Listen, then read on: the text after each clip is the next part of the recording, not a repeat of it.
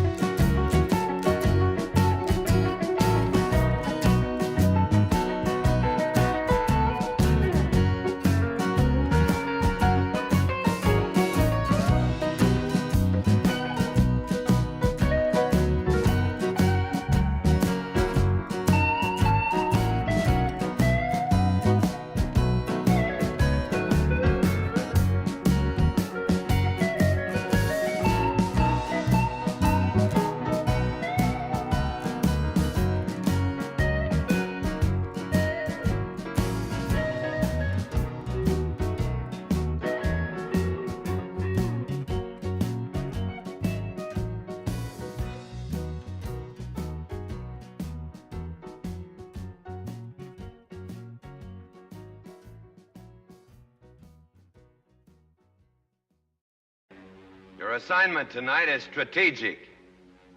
You can't give the enemy a break. Send them to hell.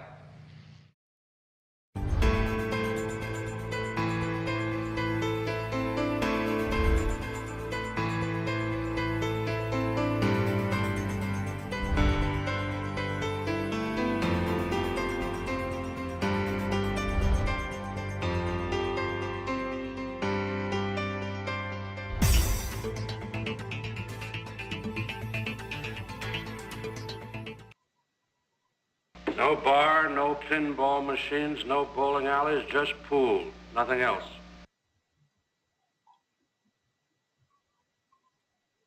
Well, good evening. Welcome to VP4 TV. Welcome to Hazard. You're the only one here, first one in the house.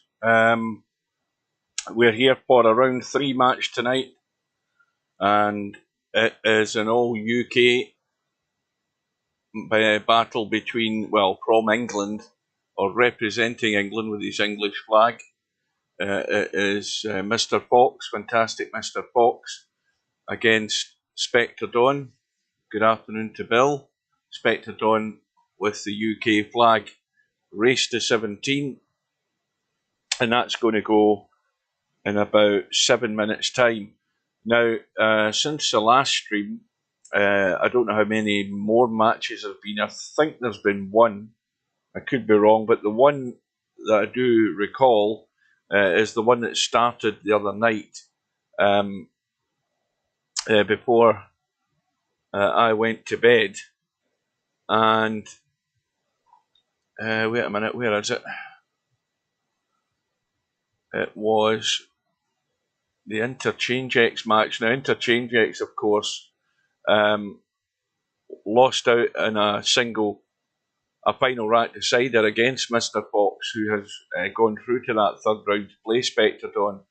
And Interchange X, he started playing Power Slam the other night. Not that one, that's the wrong one. That's the wrong one. We'll get it right this time. He started playing Smoking Sid at, I think it was 9 PM my time, which was too late, so I watched a bit of the start of it. And from what I seen at the start, it was a sort of slowish start from Interchange X, but I see that he pulled away at the end. He won by 13 racks to 6, so what looks like a fairly comfortable win in the end. And he's now through to play Bankster, where now Interchange X will be the favourite for that match. And also, if you look below, Hairpig is set to play Brainfill out in the next round of the one-loss side, and Hairpig will be the favourite for that one. And again, with great respect to the two other guys, it's a strong possibility that it could be a USA-Germany match in the next round of the one-loss side between Hairpig and Interchange X. They will both be favourites to go through, so there's a possibility of quite a good match there, building up in the one-loss side. But, it's up to the other guys to prove me wrong. But down below, we've already got another good match in the one-loss side. We've got Tommy from Germany and Fast Eddie from the States. So we've got a Germany-USA tie down the bottom, and we've got the possibility of what the hell was I talking about there?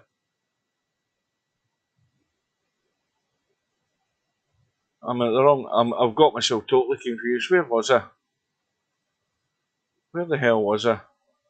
Yeah, and an all-American tie, isn't it? Hairpig and Interchange X. So Germany, that's it. I know where I am now.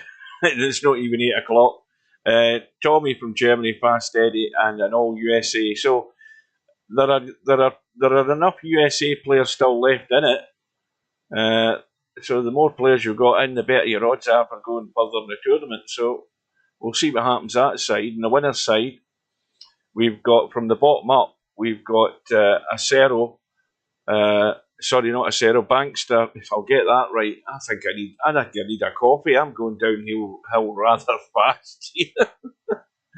We've got Barkers who got through against Acero with all the problems that Acero had the other day. It looks as if that's probably going to stand that result, as I said. We've got Chico ready through to round 4. We've got Stubb and Jover still to go at it. Now, they've got, 3 days left to get that arranged. Does anybody remember where Jover's from? Because it's probably going to be late at night, and I probably won't be able to get it. We've got the tie between Mr. Fox and Spectre Dawn at the moment, and we have Potman, who's lying in wait for the winner of that match in round 4. And then up top, we've got the tie of the tournament so far. The two big Swedes going head-to-head, Albinario and Bedhead. Right, I think that's me done with that because I've got myself confused. But there are 2 ties. There's a match tonight, and there's the one that has been set with Cobra and Mooncake on the one-loss side, and that will be on Friday at 8 p.m. So that's the only 2 that are scheduled. The other matches in this winner's side have got a few days to go. Let me just check something.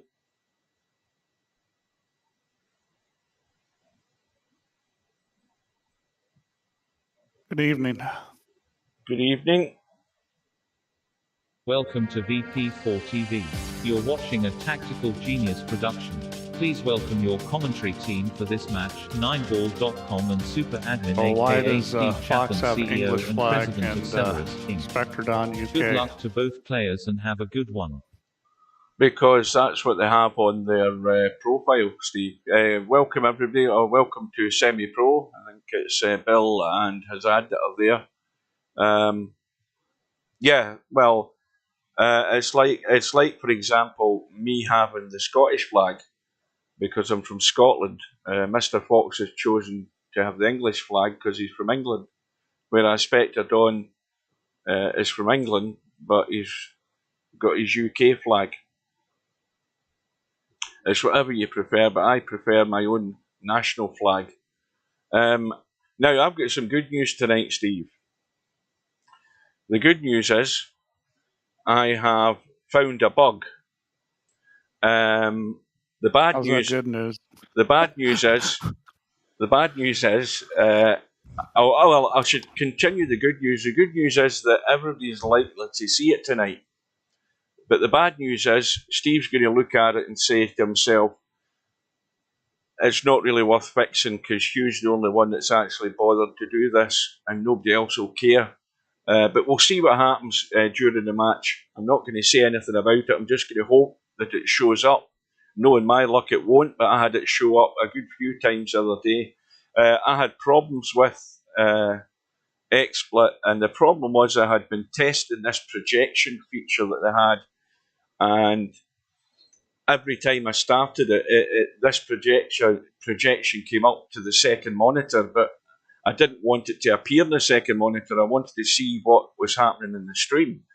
And so I would drag it and put it to the second desktop, but then I was looking at the process and it was eating up a lot of processing power. So to cut a long story short, I spent about 2 or 3 hours deleting a scene and then putting it all back together to get rid of the thing. That was the only way I could work it out to get rid of it. Anyway, that's that fixed. That's a bummer. So this match, the room is up. We'll get in. I don't know whether the cloth's the right colour. Yes, it is. Now, I've mentioned this before to Steve as well, and I think he said, oh yes, and then nothing was ever done about it. It's just because it bugs me. It's nothing major, and they'll explain a bit in a second as to what it's about, and probably would help these other guys if they were ever considering to do what I've done. I've got the second camera in operation, and if you look at the screen, we're looking at it from the conventional end, from the break end of the table. If I hit my Y button, we can go to the other end of the table. We hit our right mouse button, that brings up the HUD. And sometimes if you hold the button long enough, it holds it there, sometimes it doesn't. But there's an interesting thing that happens, I think, when you're on the second camera, and it's when the player is calling the 10 ball. We'll see if it happens. So, where's the pocket view? I thought we were going to get pocket view. no, we're going to have that once you put all the camera options in that I've been telling everybody about. You can make your Y button anything you want. You could have I made know. a pocket view. Aye, but it's only a one pocket view, Steve. That's no good to know, man. You know, if we're going to have something, we want the full boona. We don't want a sort of make do and mend one pocket camera. But if you're going to convince everybody how cool it is, they need to see it. Ah, well, there it is there. And if I do it, I'm not going to ruin my camera setting I've got at the moment, because it took me 10 minutes to get this as good as I could get it. And even then, it's not an identical copy of the other end. If you see the table's a bit lower on this end than it is on the break end. So I didn't. At least you got it, though. So, yeah. In fact, while we're waiting, I'm just going to show you what I'm talking about. If you go into settings and you go to key mapping, the key mapping is a bit confusing, and I'll tell you why it's a bit confusing. Because if you're going to use this feature that I've got working, and you look at the where is it? Where is the thing? I'll not be able to see it now. They both come in. I'll do it later when one of them goes to the bathroom or something. Good evening to Albie. He's calling at 1712 to Spectre Dawn. Good evening to Tam. Well, I think that this is the way I see it. Spectre Dawn is very unlikely to refuse anything he can see. Mr. Fox is more than likely to follow the same trait. But over the piece, I think that Spectre Dawn will put more balls into the holes than what Mr. Fox will do. Depends whether he's any sort of tactics up his sleeve to curb the potting ability of Spectre Dawn. Yeah, the way I see it is Spectre Dawn is very consistent. Fox has got a little Jekyll and Hyde in him. So I think for Fox to have a chance in this match, he's going to have to play his good game and do it most of the match. But I would definitely favor Spectre Dawn here. But I think Fox has got a chance. He's just got to, play really well. Now remember, guys, this is also after the last update that was done. We have, I believe, a slight change to the rack. But the more important thing is that the brake cues have all been reduced in velocity. Yep. So I'm not sure what's going to happen. I'm kind of expecting the dry brakes to be about the same, but since we didn't really have any indication of that, it's going to be hard to tell. Now, I will give you some good news. I did put dry brakes in. And the stats? And, good. Yeah, so it's well, here's the good and bad of it. When I first looked at it, I thought, this could be easy to do, because the mechanism to keep track of if you made a ball and a brake was already in there. Mm-hmm. So that information was already there. It just wasn't being stored in the database. So the bad news is when I put it in the database, of course, I didn't have any past data. So what I did was I guesstimated. I just assumed for any time I basically took the percentage of balls made on the brake, that number, and multiplied it by how many brakes you had, and then that was essentially the dry brakes, the remainder of that. There is a dry brake number in there. It's not completely accurate, because when you see dry brakes 25% or something for somebody, it's really higher than that, because some of those times that they made balls on the brake, they made multiple balls. So the reality of it is the dry brake number that's in there is going to be a little off, because it's a guesstimate, but it is still useful. For example, if you look at Larry, his dry brake number is ridiculous, his dry brake percentage.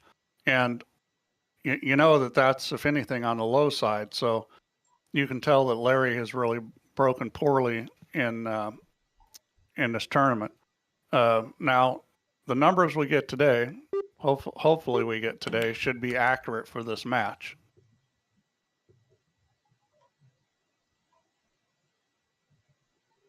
Now, where does that show? Does it come under the 10-ball stats? No, it's in the break stats. And it's in there for all the games. Well, all the games that would be useful for. Right. So if you go down and you look at Larry, it's pretty pathetic where he is at. Where is he?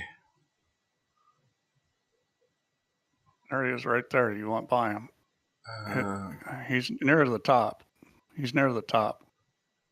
LS3 is pretty bad too. They're both in the 40s. Oh, right. Yeah, I see them. Yeah. Real pulling power is pretty bad too. See all these up here. And like I said, these are on the low side, these numbers. Uh-huh. If you look at Mr. Bill, he's like 22%. So some people are definitely breaking better than others. So if you look at Fantastic Fox, he is not very good. He's at 45%. And if you look at Spectre Dawn, he's at 30%. So based on past performance, Spectre Dawn has broke a lot better than Fox. And we saw this last match with Fox where he just had a terrible time making balls on the break. Uh-huh.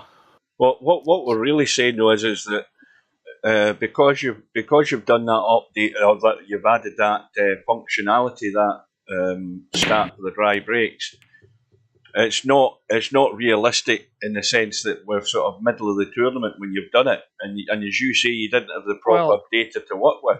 It is realistic. It's just not extremely accurate. Yeah. Okay. It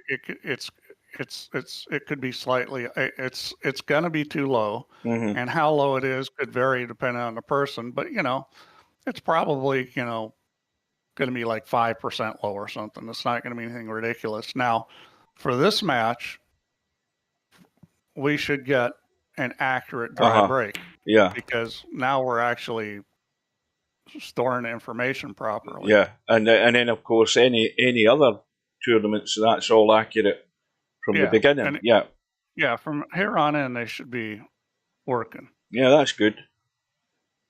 Does using AMP wipe out the adjustment? No. AMP is really only for AMP really isn't that much use anymore on most mice and most setups. AMP was because once upon a time, most mice, would overflow and they just couldn't handle being moved fast and the mice and the driver. So you needed AMP because you really couldn't hit the ball that hard. Nowadays, I don't think too many people really need it. There's a speed limit, so it can't go above that speed limit. So as long as your normal non-AMP stroke gets you to the speed limit, then AMP won't do you any good. Yeah, the other thing, of course, is that the other reason that a lot of players probably don't use the AMP is that they've probably got multiple DPIs anyway in their mouse. And like I use an old Rat 3 mouse, which was the cheap end of the range when they came out, and it's got like 4 different DPI settings, so I could just hit the button, go up one, and I could break like it was the AMP was on. So it makes very little difference. You could. I mean, with my mouse, I don't have to change anything, and I can break full bore without AMP, without changing DPI. Welcome to Mark. So, first blood to Spectre Dawn, which was on Mr. Fox's break, incidentally. Well, I'm hoping Fox plays well, because this could be a heck of a match if Fox plays well. I mean, Spectre Dawn, he's just super consistent. I think that's why he wins a lot of tournaments, is he's got the consistency. Yeah, that's why I think Mr. Fox is up against it. He's going to have to more than match him, and it will generally come down to his sort of failings and Spectre Dawn pouncing on them. Well, it's a matter of mistakes, and this is the thing, is you can be a wonderful player, and you make more mistakes than other guy who maybe can't do all the things that you can do and doesn't look as wonderful, but you end up losing because it's really going to come down to who makes the most mistakes. So, talking of mistakes, how come Mr. Fox won that there? Because I was looking at the chat. Because I was convinced Spectre Dawn was at the table to go 2-0 up. Did I have the wrong player? I just was watching Fox run out. So it looks like Fox is broken dry.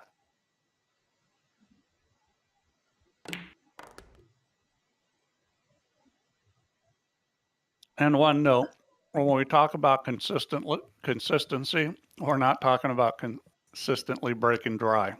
That doesn't do you any good. So this is interesting. He's going around. I was saying to the guys here, I was talking to them about that match that started the other night before I went to bed, and I was thinking that the bit I saw, the match with Interchange X and Smoking Sid, it looked as if Interchange X was sort of a bit of a slow starter, and then he got in it and took over. I mean, he won 13-6 in the end. Yeah, I mean, he really made a gap. He may have started a little slow, but I think just as importantly, Sid started fast. Smoking Sid started smoking. I mean, he came out and played really solid, and then Sid started making some mistakes on cue ball position, and Interchange X got comfortable and started playing his game, and it got pretty one-sided then.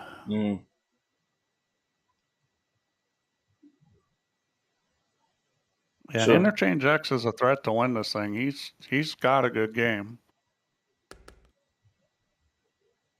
Yeah, there could be. I mean, I was just looking at the one loss side. I mean, there's enough quality in the one loss side for somebody to come through. Interchange X is certainly one of the names in the hat for that. The thing that Spectre Dawn does really well is these kind of easy tables. He doesn't mess them up too much, and that's in real life, the mark of an A player in real life is somebody who gets out on easy tables. Oh yeah, that's. I mean, what we call an A player here is not, what we. An A player in real life is closer to what would be like a weak championship level or real strong pro level on VP. And Spectre Dawn really exemplifies that sort of thing. Is he just seems like he's always going to run out if the table's simple. He doesn't make silly mistakes. Well, that's definitely wrong, Tam, because in my first match against Sharky 9, I had a 9-ball in the break. I think in the first rack. Well, but of course, it will be wrong, as we said, because Steve's only just put it in. Yeah, although, it's for sure going to be wrong on the low side.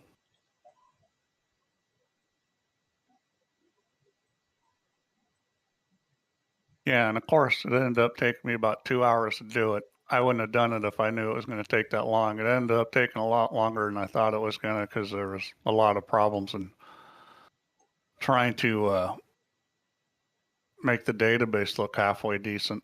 Now, Larry says, did you get an answer as to why some of us prefer YouTube to Twitter? I didn't know that was a question, Larry. When was I supposed to be finding that out? Well, some guys prefer Twitch because it's quicker. I think if you put the two streams up side by side, Twitch will come through quicker generally by the odd second or two, as opposed to YouTube. Why that happens, I haven't a clue. I presume it's where the servers are or whatever. That's technobabble that I don't understand. But Twitch seems to be a bit quicker. I don't know. I mean, it's not that you're seeing any different picture on YouTube or Twitch. Well, Fox made a pretty good hit there. He didn't come out of it very good. Maybe hit it a little too hard. No, can you time switch time shift YouTube, because I switched that off on. What did I switch it off on? I think I switched that off on YouTube. And the reason for that is so that I think you have to do it. It's the only way you can get low latency to work on YouTube. And by choosing low latency, it means that the stream does come through quicker. So it does on YouTube. If you don't, it comes through slower. And if you want people to join the stream midstream and go back half an hour. So I don't have that function on YouTube, although the function is there, but I've got it switched off. Yeah, I'm holding the Y button at the moment to look at it from the other end because I want to see if this bug will show up. But I just need to hit the right mouse button and that'll bring the HUD up. All right. Well, there was a pretty big mistake. Yeah. By Spectre Don. So, just like you said here, Steve, this is not a difficult table. So, Fox has got to run all these out, I mean, Spectre Don just got him. Made a pretty bad mistake, and you got to make your opponents pay for mistakes. Can't let them off the hook. Can you put the player names on at the top? We don't know who is shooting. Oh yeah, right. So that's you talking about the HUD, isn't it? Aye, I see what you mean. Aye, the HUD will disappear when I'm on this button, but I can hit the right mouse button. Now, what the hell happened there? Did he hook himself? I think there was a little mouse accident. He must have bumped his mouse because it looked like he just kind of bumped the cue ball. Well, that's a major fail, regardless whatever happened. There it is. There's the bug. You see it? When you're on the momentary view that I've got set for this end of the table, and if you keep the camera on this setting, whenever the player goes to nominate the pocket, it doesn't go to the top-down view. It shows you a blue donut instead of the yellow donut. So that's a bug. Interesting. Yeah. It's guaranteed to show up every time you're on the momentary user view. And if I let go of the button, and you notice how it resets the HUD as well, it actually gets rid of the HUD on its own. I'm still on the opposite end camera. So, there you go. Well, that little two-game swing when Fox bumped the ball. Oh, well, there's a mistake. There's Spectre Don missing a pretty easy ball. And that 2-ball goes. Yeah, it just goes.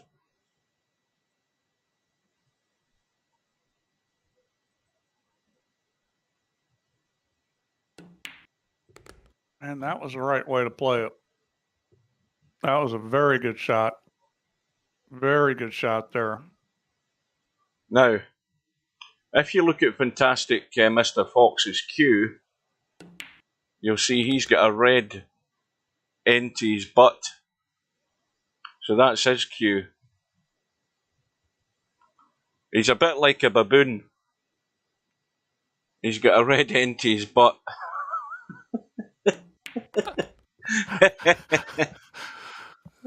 So that's his new nickname, Baboon. But though, when his butt's down here, you can't see his butt. I'll give you that, semi-pro. He wants to get pretty straight on his 6. Oh, that's a terrible shot. Yeah, he's just come up short. 2 feet short. That's a terrible shot. Well, he's going to have to play the bank. Yeah, that was a bad cue ball mistake there. It wasn't that hard to get on that 6. Did you see that as well, Steve? That's even more interesting because now, even when I'm back to the normal camera for the break end of the table, it still has the blue donut. So we'll see if that remains for the rest of the match. I don't see any blue donut. Or is there a blue donut? Well, you missed it there. The blue donut appeared there a little minute ago.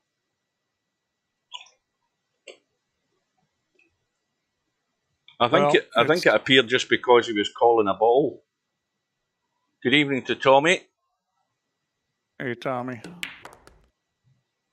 All right, well, Fox managed to get out. He made a mistake with the cue ball, but he recovered. And I'll tell you what, that 2-game swing when he bumped the cue ball could end up being big by the time this match gets to the end.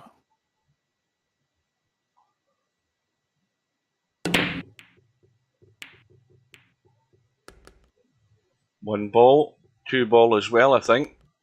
3 ball into the side. Well, here we go. This is a given. Probably 4. Well, obviously the 4 into the side because it's blocked by 7 and 8 up and down. Well, I mean, you can play the combo, but why? I mean, it's side's fine. I think he just wants to stun this in so he's not running down to the 9 and 10. Yep. Well, he hit that well because you managed to keep it from opening up too much. A little more, little inside English would have kept that from even getting to this angle, but this is okay. Good evening to Rabbit. Did you figure out that's how you pronounce his name? Yeah, he told me. Yeah, I asked him in the stream the other day, yeah. I know who's shooting even without the HUD. Spec has practice strokes, whereas Fox, 1 strokes only. See, you're paying attention, Paul. Semi-Pro isn't. He's obviously distracted. He's still in the first throes of matrimony, so you don't know what's going on there when he's watching the stream. But he's obviously distracted. He doesn't pay that detail of attention, you see. He will in future now that you've told him. Well, it's looking like it's going to be a 4-2, and Fox does not want to get 3 or 4 down here early. He needs to keep pace, which means he's going to need to break and run out, which could be a problem since his break has been pretty bad.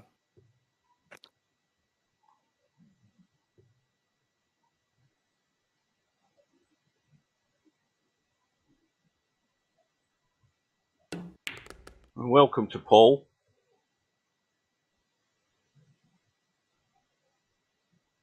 And welcome to everybody else that's out there who are sitting there quietly. Here, but he's fine. There we are. There it is. I prefer the blue nut. That's another thing to make a note, Steve. Make it a blue nut. We don't like yellow donuts. Blue donuts. Blue icing on them. Oh, you're starting to sound like Stubb.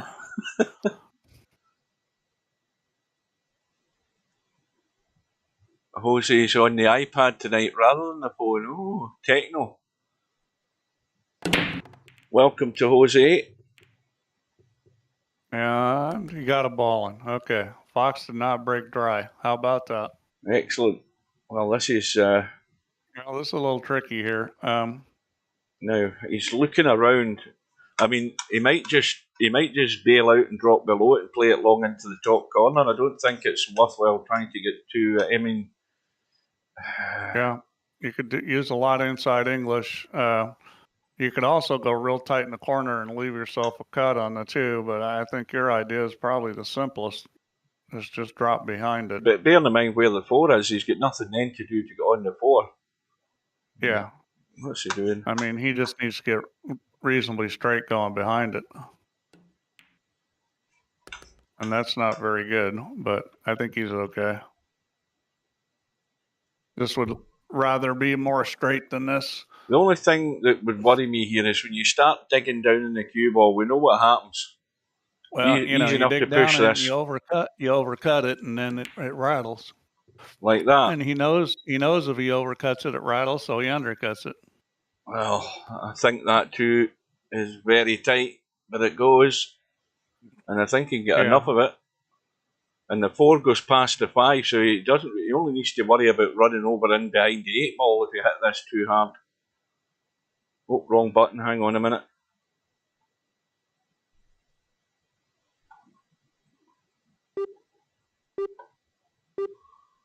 Welcome to Mooncake.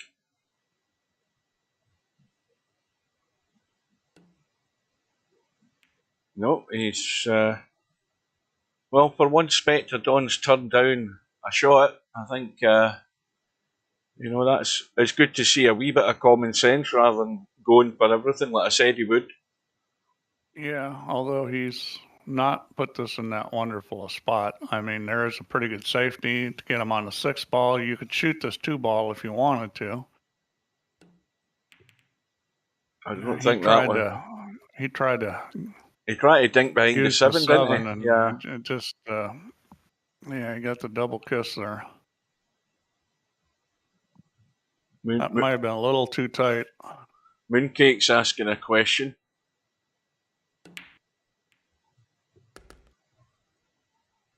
How's the progress VP on Mac M1 systems? Yeah. You really have to ask that, Mooncake.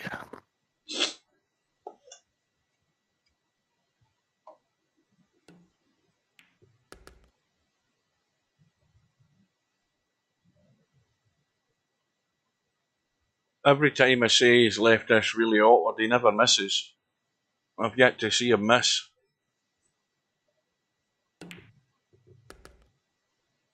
Yeah, he doesn't miss tons of balls, although he has missed some tonight. But Fox has been accommodating by making just too many mistakes. And that's the thing for Fox to win this. He's got to cut down his mistakes.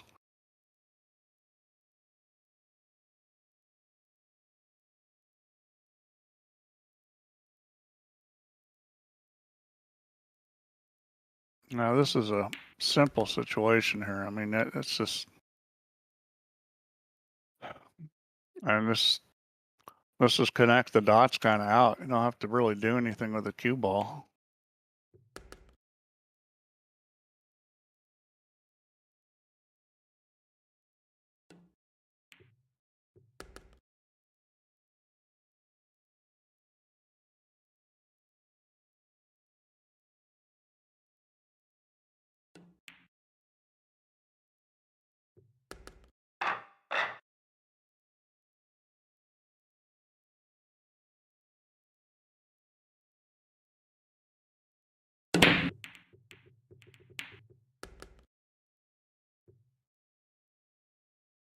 You know, the problem Fox has is Spectre Don has made a couple mistakes and he's still down 5-2. I mean, Spectre Don probably going to play a whole lot worse than he has so far, and he could play better. I mean, he could really get rolling here. So Fox is going to have to really step his game up to have a chance in this match because it's not going the right way for him right now. It's not that he's played really poorly. It's just at this level, playing a player like this, you just can't make very many mistakes. No, I'd say, you know, well, compared to real life in a race to 17 like this, you know, maybe, 5, 6 mistakes total would be reasonable. Well, he's on the wrong side of this, and I would be actually play in position to play safe and put the cue ball on the 9-7.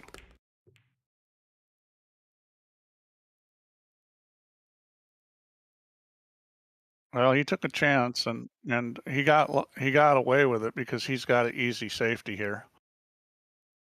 I mean, he can't play the ball, but well, he didn't play the safety too well.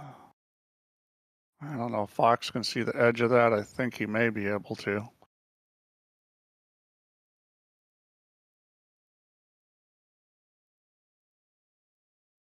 Well, you brush the 4, you brush the 6, and put the cue ball behind the 10. Now I know that sounds like a crazy shot, but it might be there. He's going to go this way, and that was a smart play hitting it at that speed. That's not that smart a play. That kind of just dinking it isn't that productive. I think, you know, he's going to get himself in trouble if he keeps dinking away. I think he got away with it that time, but somebody's gonna lose this battle pretty quick.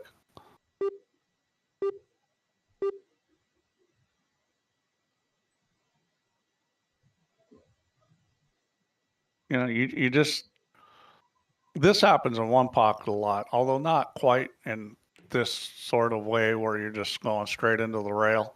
And it's usually pretty easy to see who's going to lose. Like right now, I'd be sticking this guy right on that 10 ball. He can do that from here. And that's probably what's going to happen. So, know, Spectre Don started this whole thing with bumping it, and he's going to end up losing. Short, is he? Yeah, know, he didn't get there. Well, it's Fox that loses because this is a pretty easy bank shot. I'd be firing this. This is firm with a little bit of left English, and that ball's going in. He's gonna play safe. There's nothing wrong with playing safe if you can get the safe. I mean, it's really determination of which shot gives you a better chance of winning the game. This is asking for trouble because he can't really get to the edge of that 4 without twisting this a bit. And even then, I don't think he's got much room to work with. Plus, if he catches it, he's just going to bump it into the 8, probably leave it over the pocket. Yeah, he's just twisted it a bit. Yeah, I don't think that's any good. The 8-ball carom is billiard is on there. Yeah, the billiard's on. That was no good. Yeah. That is not where he needed to put the 4. I mean, that was a tough situation because you'd have to hit it real easy. If you hit it harder, the 4 ball's probably not going in a spot that's going to help you unless you get it all the way across the other long rail. Welcome to Cobra. Welcome to Brain Fill Out. Now, this is a tough safety. And that's kind of what you got to figure is going to happen when you try to play safe there. That's just... I would have thought of something else, maybe a multi-rail safety, maybe taking both balls around the table. You know, that's what I call a convince yourself that this is going to work shot. Well, when you know darn well it's not gonna. He's trying to come back off the 4 or play the bank. He has called the bank, and that's unlucky. Well, he hit it pretty good. It did look short when he hit it. That was close. I mean, Fox banks pretty good. I mean, that's one of the things he does better than most guys. Where's the cue ball? Oh, he just sneaked past.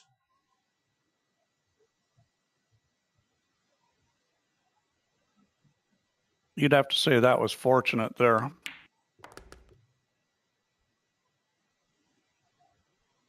And here we go at 6-2. So Fox kind of won the little safety battle where he got the shot to lock up Spectre Don on the 10, and then he didn't get that and ended up getting safe back and giving up the table. And then Spectre Don didn't really play the billiard right, and Fox got back with a reasonable bank shot, which hit 2 titties and didn't go in. So, well, the way it's set now at 6-2, Mr. Fox is just gonna probably shoot, and you know he's maybe going to become more aggressive and play into Spectre Don's hands even more. Well, he can't be missing. This is what's tough about getting to the next level. I mean, Fox really has not played that bad, and he's down 6-2. And you know, it becomes a game of what did you do wrong, because when the other guy's doing just about everything right, you've got to do the same thing, and that's tough. I mean, especially if you're not at that level and you're trying to get to that level, it's very difficult to be a player that makes minimal mistakes. And that's why you see guys, you've seen this over and over again. Like you take a player like a Shane Van Boening. When he was 22, 23, he was a great player. You know, but he wasn't winning lots of tournaments. He didn't start doing that till he was like, 27, 28. And, the difference is just real little things, improving little things and reducing the number of mistakes that you make. And he did that by working on his break. He played one pocket and learned a lot of stuff from that. you know, and it's just subtle differences that take you from somebody that looks like just a world beater, but isn't winning tournaments to, you know, 5-time U.S. Open champion and winning tremendous amount of tournaments, world championships. And VP is really the same thing. We've got very few players at, you know, the more elite level. Watch out. He's okay. We've seen Spectre Don try to make cue ball mistakes a couple times here and get away with it. But that's, you know, really the difference in a guy like a Fantastic Fox and a Spectre Don is just, you know, the number of mistakes. That's all it's coming down to. Well, what you're talking about, Shane Van Boning, is sort of like there's a maturity about his game now because of his other games that he has been playing and getting experience of, and learnt different types of subtleties of the game that he's been able to bring to his, you know, to all the main games that he plays, you know, 10 ball and 9 ball. And if you look at that in VP4, this is why Albinario is the best all-round VP player, because he will play in these other types of games that, you know, I'm using Spectre Don as an example. He doesn't. Spectre Don limits his opportunities to go deep into big tournaments because he doesn't play in them unless it's 9 ball or 10 ball. And Albinario, you know, you saw how he improved in straight pool. He's good at 3 cushion. You know, put him in any game, he'll adapt to it and work and put the effort in and get good at it. Well, straight pool makes you better at all pool games. I mean, there's not a pool game in the world. Straight pool is not going to improve you. Really, for Albin, you know, the last frontier is going to be one pocket. If he became a good one pocket player, he'd really be unstoppable because, you know, one pocket, you learn to bank, you learn to kick, you learn to move 2 balls at once or 3 balls at once. You know, I mean, the level of shot played, you know, once in a while we see some really fantastic shot in these 9 or 10 ball, but in one pocket you see fantastic shots, you know, all the time. And because the nature of that game is you shoot a lot of difficult shots, and that's sort of the next frontier for Albin if he really wants to elevate his game, is to start playing one pocket and figure out, you know, how to play that. There's plenty of reference material online. That was a good little shot. Got a nice little brush off the 9. Yeah, he played that really well. You know, the balls are just like cushions. You know, the balls aren't really that much different than playing off a rail. You know, they're going to change the direction of the cue ball or another object ball. I think the thing that you know you don't get is the rebound. So it's not very useful if you're hitting directly into an object ball. But if you're getting it at an angle, there's a lot you can do with the cue ball. And another thing you can do a lot, and I shoot a lot of shots like this in real life, is having a cue ball hit an object ball with English on it, so that when the cue ball hits the rail, something happens. So you know, it's like you're playing for the English off the rail, but you're playing the bump off the object ball first. Well, he got a brush off the 6. It didn't do him any good this time. Yeah, well, this bank goes. Well, he's having to try to make it. That was excellent because I don't think he got enough of that ball. It was very good. Well, you know, he's hitting it with left English, and that's going to open the shot up. So if you watch what the cue ball does, he actually didn't hit it with that much left English. I think that was actually pretty center ball. The great part is he was still able to miss the kiss there.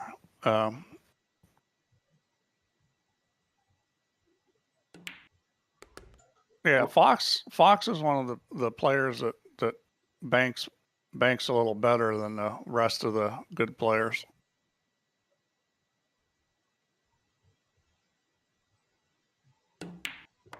Well, he's done well to get out of here, and he'll have the break. This was a must. Well, everything's a must now. Even though there's a good way to go. Well, I mean, he's just got to keep winning games. He could really use to make a ball on this break.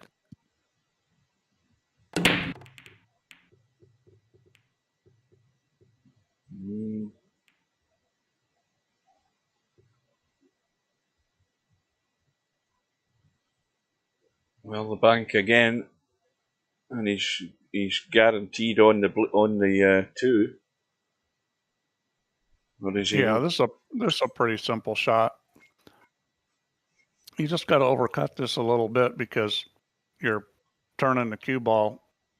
You're turning the object ball. That one ball is going to get a little left English on it, want to hold. So you got to overcut this just a little bit. Well, he's cutting into the side. He's going to cut it in the side.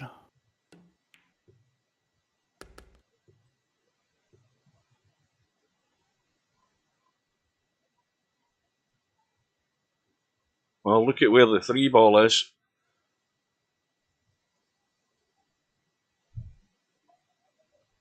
Well, I mean, this is just, run it at the 8 ball. No, I think he's good. Oh, he's just got there and no more. Yeah. He's good. He can even draw back 2 rails if he wants. Well, you can go forward between a 10 and 6 if you want to. It just sort of depends on what you're deciding you want to do. I think going forward between a 10 and 6 is a little more reliable as far as getting on that 4 ball or the way you need to. He's going to go behind the 6. And he's still got enough angle here, so that's fine. I think he may have to stun this a little bit, but no problem. The 5-9, that's dead. Just got to be able to see that 5. For a little stun now. That's why I would have gone between the 6 and 10 because then you would have had more angle.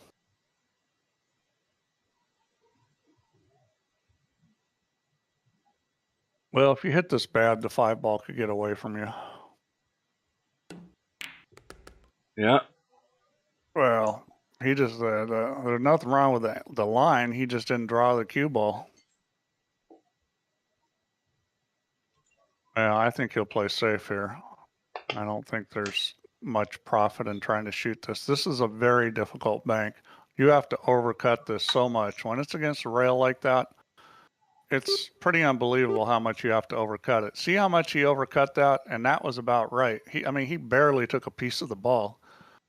That's a super hard bank shot.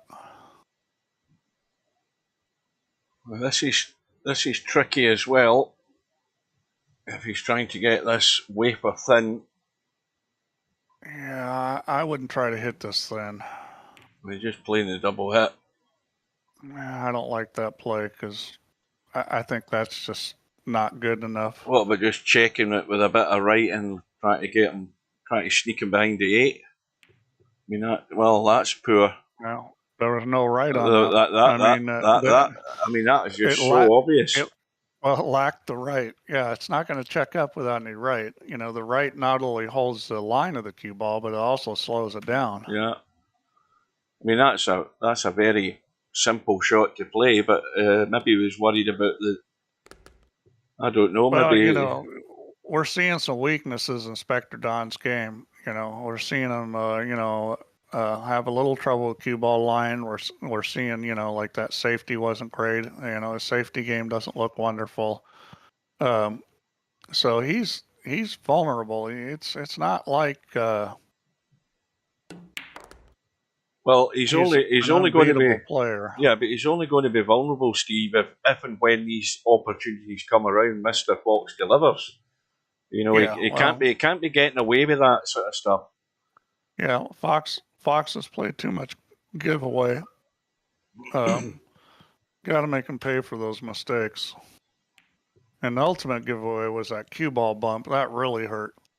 Because, you know, it's going to be 7-4 now. Well, it would have been 6-5 without that cue ball bump. Yeah. You know, you think about that. That was a huge mistake. Is that things that you dwell on yourself, Steve, when you think exactly what you said there? Do you dwell on that after a match? You know, I was 6-2 up, or he was 6-2 up, and I could be 6-5 if I hadn't done this and I hadn't done that. Or do you sort of let it wash away and then forget about it? I don't really dwell on it, but I do think about it. You know, I go back and play the match in my mind, and I think about the mistakes, and you know, I try to think about why I made them. Mm-hmm. Because I'll tell you this: if you're a strong player and you miss a ball, it's almost always a mechanical breakdown. Mm-hmm. Because really strong players know how to connect balls; they know how to see them, and you know, so you start thinking about, well, how did I miss this ball? You know, a lot of times it's a mental mistake. You're distracted, or you do something bad procedurally. I mean, but it's important to review. That's how you get better. A nice little start for Fox, yeah. I don't really dwell on things. I mean, there's a few things that you know, that I remember, like the 8-ball I missed when it was Hill that cost me $2,500. That's what I was going to say. You must remember the ones that hurt in the pocket. You must remember those. I mean, you know, you remember them, but you know, the thing is that you listen to these sports writers and they're like, oh, that's going to leave a scar. He may not be able to recover from that. And, you know, that's a bunch of baloney. You don't let those things define you. Those things are important because, well, look at this shot. What the hell was that? Absolutely awful. That looked like a trackball. I don't know Maybe what the hell Fox has got a trackball. That was terrible. But yeah, you can't let those things define you. You know, you just try to learn from them. Every opportunity when you fail is a learning opportunity. Well, he's done it again. You know, let's watch a replay of that last shot. People say all kinds of stupid things, especially sports writers. The reality of it is that, you know, these people have spent tremendous amount of time becoming very skilled at it, and when they break down and have a failure, you know, I mean, you just have to accept that kind of stuff's going to happen. Well, if you go into like a match like this expecting you're going to play perfect, you're going to get disappointed. Yeah. And then that disappointment's going to hurt you mentally during the match. 3 in a row for Mr. Fox. People say, "Oh, you should have a positive attitude." Well, the worst attitude in the world is I'm going to go out and play perfect, because guess what? It's not going to happen too often, and you just, you know, you can't approach the game like that. I mean, that's not the way you want to try to be positive. Well, that's an interesting play. He certainly made the rack difficult to run out by doing that with a 6-ball. I mean, you got the 8, the 6, then the 10 all together. Mr. Fox is saying in the room chat, I take it we had a rack update then. Why? Because he made a ball? I don't know. Yeah, the rack was changed. The back was tightened up a little bit. I mean, honestly, I didn't expect things to be a lot different, because, you know, even though the back was tightened up a little, the speed's down a little. So, you know, I think the rack's going to break a little more realistically, but I don't think it's going to be a huge difference. This is going to be interesting, because it's whoever makes the mistake at this end of the table on this one ball that gives the opponent the chance to duck away from it and hide and use that 8, 10, and 6. Well, you can shoot this bank and break that out, but I wouldn't do it because it's not reliable getting on the 2 ball. So the smart thing to do here is try to stick them on the 3.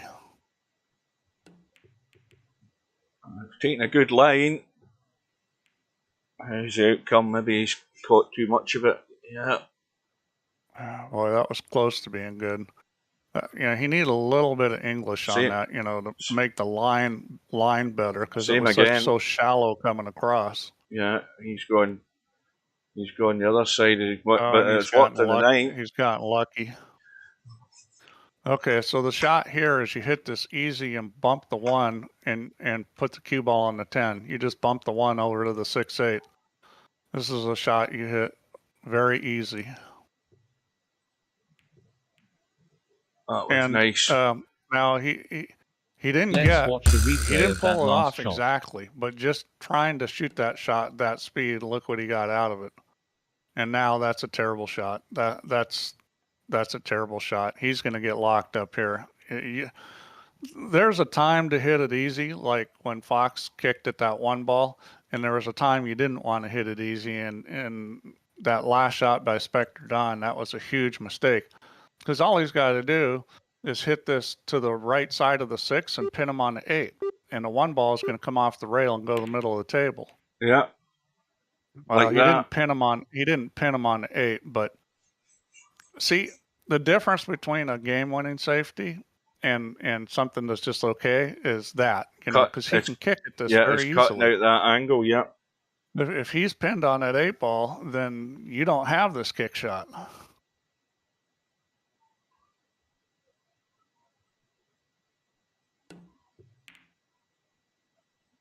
The older, fuzzier cloth, it was a lot easier to pin guys on balls, because balls would sit together because they kind of sit down in the cloth.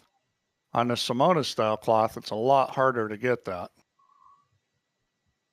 Who did you answer that question, Steve? I don't know whether you did. Who beat you for that 2,500? Well, that was in a tournament. It was in a tournament final. That was the difference between first and second, was 2,500. No, I was playing a good friend of mine in the final too, and I was way down and came back, and then I dogged it. That's the only way I can describe it.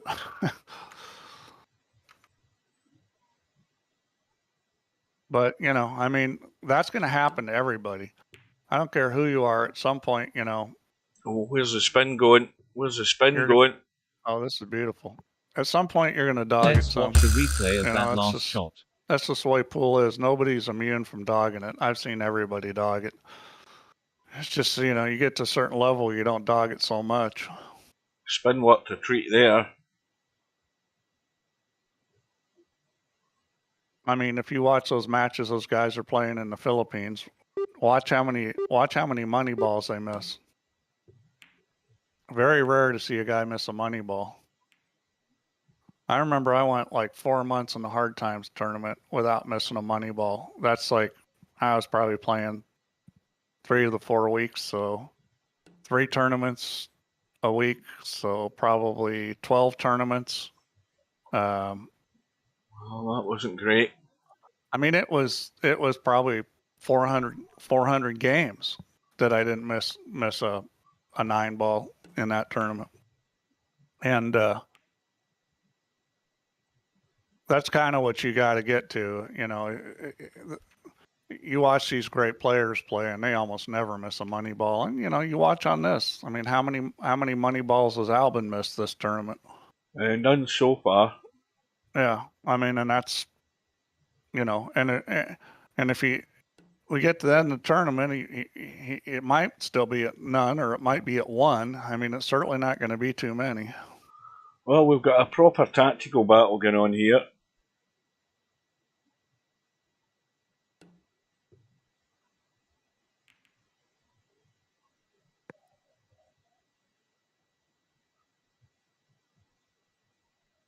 Now, does he want to risk? Does he want to risk double kissing this to try and get back behind the 3 and 9? Double kiss the 1 and punch it into the table. I'd look at going up and trying to get him on the 6 ball. I'd put this with a ton of left English, bump the 1 ball. Well, I would have gone the other way. Yeah, he's trying to get it, just glancing off it. Hasn't got because there. You had the 8 and 10 ball there. You had the 8 ball to run into. I would have actually gone the other way and tried to pin him on the 6. Well, I'm getting this in behind the 3 or the 9 every day, and they didn't play it. They didn't play it the way I would have played that. Well, you know, running at the 9 was fine because you had the 7 there, and the 9 was something you could use to kill the speed, but you couldn't afford to run at the 7. So this is an interesting situation here. You know, you can shoot this bank shot. I might take a whack at it just because if you hit it long, yeah, that would have been a poor safe anyways. Yeah. I would have rather shot the bank there. Well, it is poor because he's not hit a rail. Yeah, I mean, it was a little bit of a tricky situation. You could have tried to go. You could have tried to play the 3 railer. I think that was possibly on. And you'd be like, well, why would I ever play a 3-wheel shot? Well, because I can leave the cue ball frozen on the rail there, and you know, if it comes up a little short, you know, I got the 8 and the 10, and you know, there's reasons why to shoot certain shots, even if the shot's harder, that you know, you maybe have a better chance for a 2-way and getting a safe. Well, this has just lightened the load a little bit on Spectre Dawn. It was the possibility of Mr. Box getting back to within 1, but it looks as if that opportunity's gone. Well, he's not out yet, but he probably will be out. If he was going to miss a ball, this would be it. Well, he needs to watch how he gets a hold of this cue ball here, because he juices it up too much, no? And he's been caught out. How's the result? Is it going to nudge in? I think it has. Yeah. And I think that shot in VP is a little tricky. Like in real life, you know, the way I shoot that shot is I'm working my Q-tip back into the shot angle, and it sort of gives you a bigger target. And I think in VP that shot's a little tricky. This is not necessarily that easy to get safe. It is not. And that's no good. That is no good. Well, you can just tuck that away and hide up to the 6. Yeah, or up that direction anyway. It's just no good. I mean, I don't think he can get to the 6. I think that's why. Well, he needed to put right hand English on it. He needed to spin the ball a little bit. You know, the thing is if you get in that situation where you know there's no easy safe and stuff like that, I mean, you've got to start thinking, well, if I hit this firm or if I take the cue ball around the table, you know, you got to start thinking outside the box when there's no apparent simple safe. I think he's lining this up. I mean, you could even do a stub and blast the ball, and you might be better off than, you know, doing what just happened, because that was, you know, he's lucky he wasn't locked up on that 7 ball. Oh, I think he'll probably be hooked here in a second, but he'll be happy that it finished there and wasn't left on. And that's the right shot there. I mean, it's not anything wonderful, but that was basically all he had. Now, if he clips this right, he clips it down the rail towards the 7, doesn't he? Well, he's clipped it soft. Well, that's never going to work. Yeah, that's pretty much a sellout. So in my book of mistakes, that would be one. Bad safe. Even if you got a rail, if you left it in front of the side pocket, bad safe. It's even a bad safe if you play a safety where you leave the guy a lock-up safe and you end up locked up. Mm-hmm. That's a mistake too. You know, you can have balls, a cue ball at one end of the table and the object ball at the other end, and it can still be a bad safe, because if there's some kind of easy lockup, you know, you end up putting yourself in that situation by playing that crappy safe. I mean, the guy's going to lock you up and you're going to lose the game, and there's no one to blame but yourself. Yeah, and if the guy makes some kind of great shot to get you locked up, that's another story. It's something that players do a lot when they're playing push-outs in 9-ball or 10-ball for that matter. If they don't study the situation long enough, you know, they play the wrong push-out, and then they find they're buried next shot. Yeah, I think I'm seeing players slowly get better at pushing out in virtual pool. You know, it's a simple thing. If you're pushing out to a shot, then it's got to be a shot, or if you get it back, you're not going to particularly like it. Mm-hmm. Yeah. I'm not talking about a shot you're going to hate, but it's a shot that you're like, you know, I'm not in love with this shot. But that's what you have to do, because if you're not pushing out to a shot like that, then the other guy's going to eat you up, because he's going to be like, wow, this isn't so bad. What's he doing here? Well, this is an interesting bank. Now, this bank, you really want to put left English on this to help you. That's catching a knuckle. And see, and that's why you want to put the left English on that. He puts a little left English on that, that ball's in. Can you make that ball without any English? Yeah, but it's easier with some English. Well, he's going to get locked up here, I think. Well, this is a lock-up every day of the week. I mean, he's got to be careful he doesn't hit this too hard and it bumps the 9 that goes in, because he's having... No, he's going to run it at the 6 ball. He's going to catch the edge of the 6, so he's playing the 6 ball. Well, I wouldn't do this, because getting on the 1's tricky. I would never shoot this. Yeah.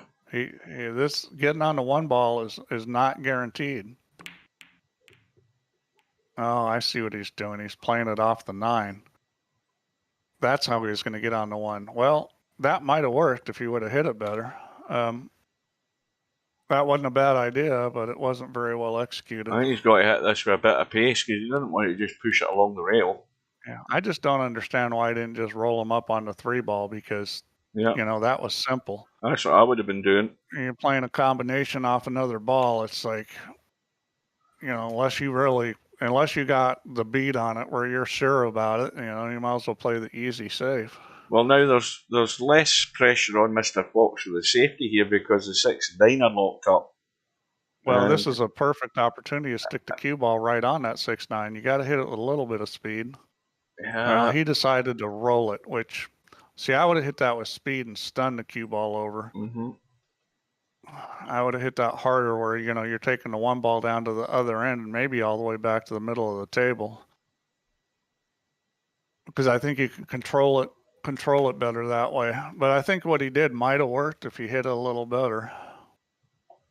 Well, VP is on Xbox, or it was on Xbox. Yeah, it's been here. Yeah, well, there's reasons for that, but I don't want to get into it. And I've played a few games on with a controller, and it's never the same.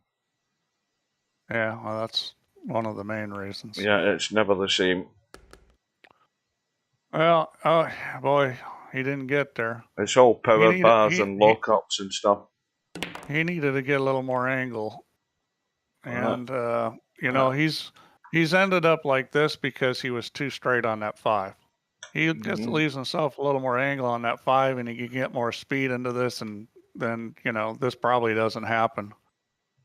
Is he going to cut in the side? Oh, he thinks he can see it in the corner. Oh, he's going to kick it in the corner. Looks like he's thin on it. And just a little bit. Oh, this gets a lucky little roll. A little thick on it.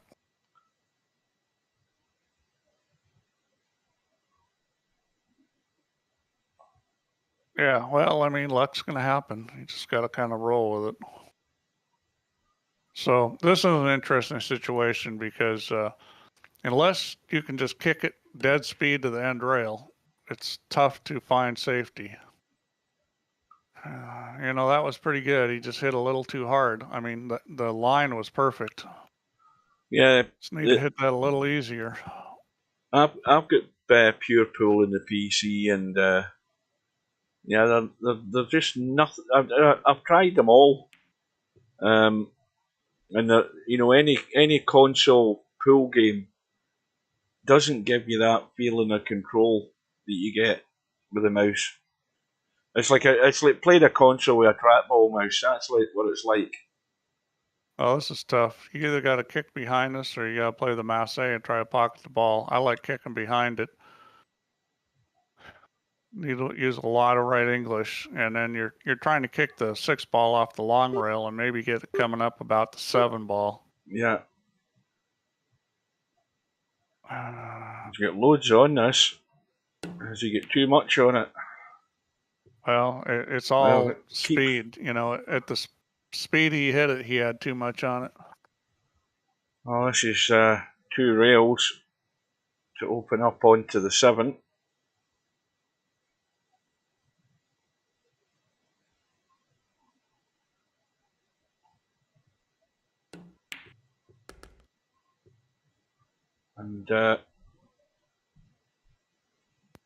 And these type of exchanges, Mr. Fox needs to start coming out on top of them fairly quickly. What, the safety, ability to play safeties and the ability to kick and the ability to kick safe, when you get up at this level, it's just super important.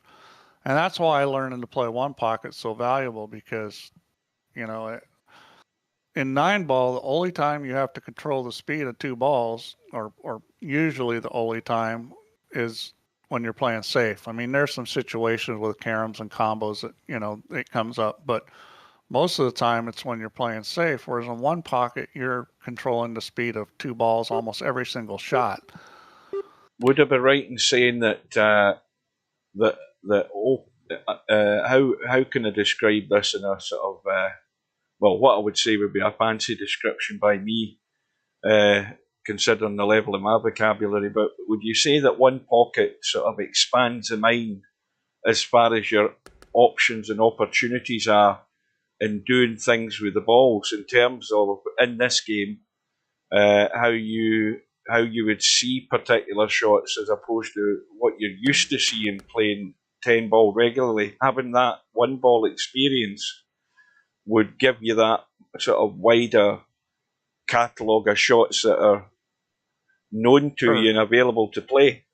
Well, you're certainly going to see shots that you might not have seen, and then you're certainly going to be better at playing those shots. I mean, the thing about 9 ball is 10 ball, you can get pretty good just learning to run out, because that's what most of the shots are. Yeah. You know, you don't bank that many times, you don't play that many combos and stuff, but those shots come up, and when they come up when you're playing against a good player, they're super important. And you know, the whole safety game is sort of that whole thing is based on, you know, controlling the speed of 2 balls and a line of 2 balls, and you know, you're doing that almost every shot in a game like 1 pocket. And then kicking, you know, there's a lot of kicking. There's a lot of difficult shots you play in 1 pocket. You'll see people shoot, you know, kick bank shots and stuff like that. You're like, oh, well, that's ridiculously hard. Why would anybody ever shoot that? Well, because that's how you win games in 1 pocket, and there's nothing wrong with shooting that shot as long as you can control the cue ball and you don't give up a shot. Now, it's sort of the same thing in this game. Are you going to see people shoot kick banks? Probably not too much in this game, but you know, a lot of the simpler stuff, certainly multi-rail kicks to get safe, certainly safeties where, you know, you have to control the line and speed of an object ball and the cue ball. Those come up a lot. And you know, one of the things that I've done is I've just taken, like, put 3 balls out on the table and play billiards.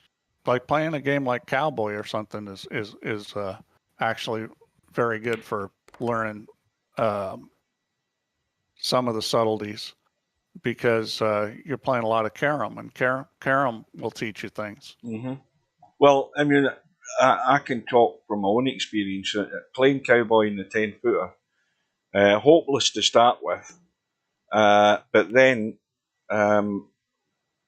it becomes like I keep using the term automatic pilot. There's certain shots come up on a regular basis which you know how to get there, and that's through, you know, just time, length of time I've been playing it, and you know, and certainly I can say that type of experience in Cowboy certainly is handy when you're playing 9 and 10 ball. There are certain situations which, particularly looking for safeties and stuff, you can play a safety as if you're playing a carom, if you know what I mean.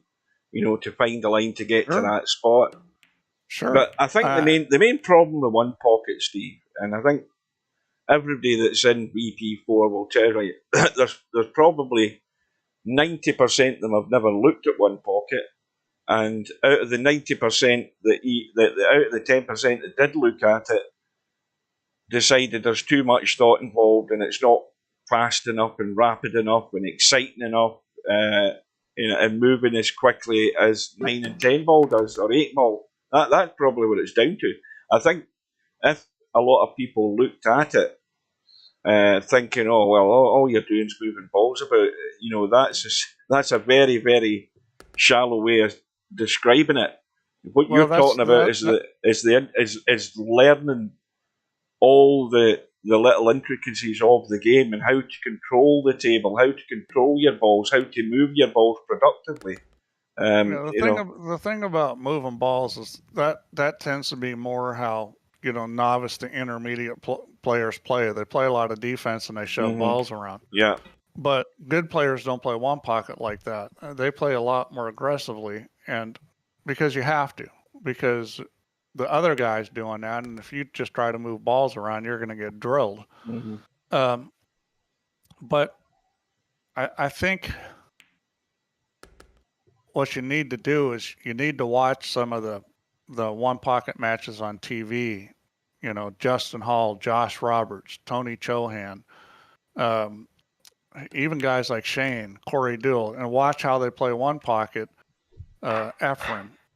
I mean, Efren's, a phenomenal one pocket player. And if you watch how these guys play, you'll notice they're just not shoving balls around. And you notice that they get a lot of opportunities to run out. And you'll also notice that you don't get games where all the balls get shoved up to the end of the table that often. Maybe it's once every fifth game or something, balls start going up table a lot. Whereas when you watch these more intermediate players, you'll see balls going up table all the time, because they don't understand, how to play the game aggressively. And it's not easy to learn. But I would recommend, if you want to get your eyes open, is go watch Tony Chohan or Efren play one pocket, and you'll see stuff. You're not going to see a slow, boring game. You're going to see a lot of exciting stuff happen and a lot of great shots. But you just can't expect to play that way out the gate. It's not going to happen. It's like, you're not going to be a Formula One driver. No. You're not going to hop in a car and drive like a Formula One driver. It's like, it's not that easy to do. Yeah, I find that even though I haven't played a lot of it, when I have played it, I think I can feel a headache coming on when I'm playing it. because you're looking at the table and you're thinking, what do I do here? Why do it? What if I do this and that happens? What if I do? And I do agree with you. We ended up pushing balls all over the place.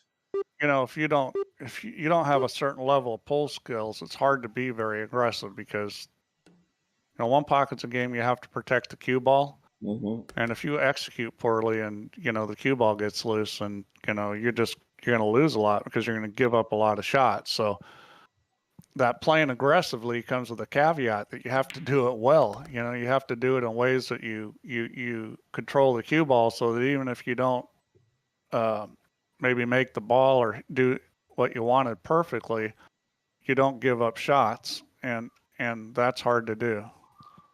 Now, Semi-Pro is asking, how easy is it to add different tables, like the L shape and hexagon shape tables?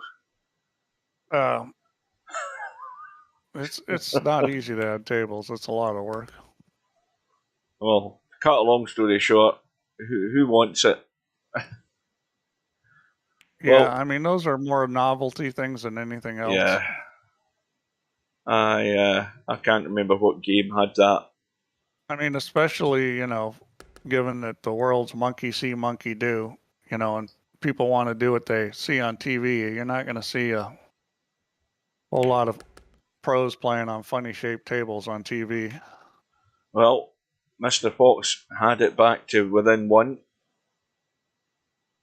Well, I mean, he's hanging in there. I mean, he's hanging in there. He's made a match of it. Remember, he's really tied. If you 6-2 down, wasn't his he? little hiccup on the cue ball, he'd be tied. It'd be 8-8. So, I mean, Fox is doing his thing. He's doing what he needs to do to win. And really, you know, when you're the underdog, you just want to get down to the end of this and be close and have a chance to win. Because you never know what's going to happen. You never know how the balls are going to roll. You never know if somebody's going to cough a fur ball up. So, I mean, Fox's goal needs to be that, you know, he's no more than 2 games back when you get to, like, you know, 15.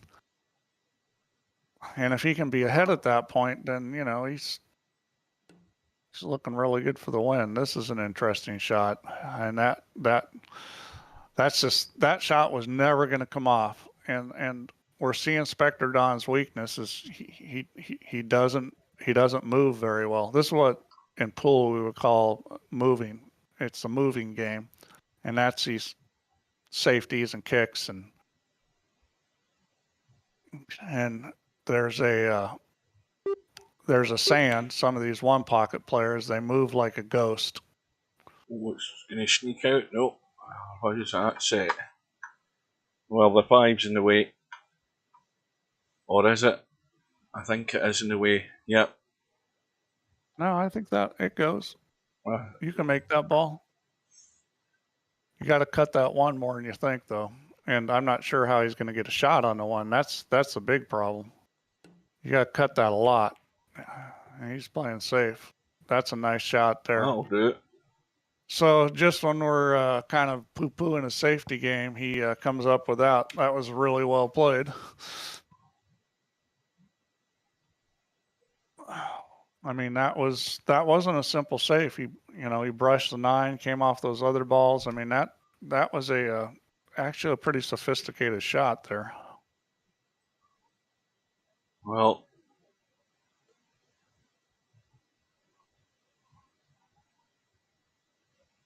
all he's got to do is avoid that 6. I'd be going behind it. This is basically stun it. You got to hit it pretty hard.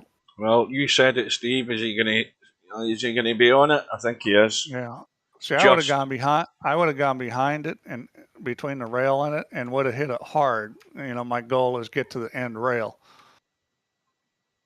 because that way it's almost near impossible to hook yourself.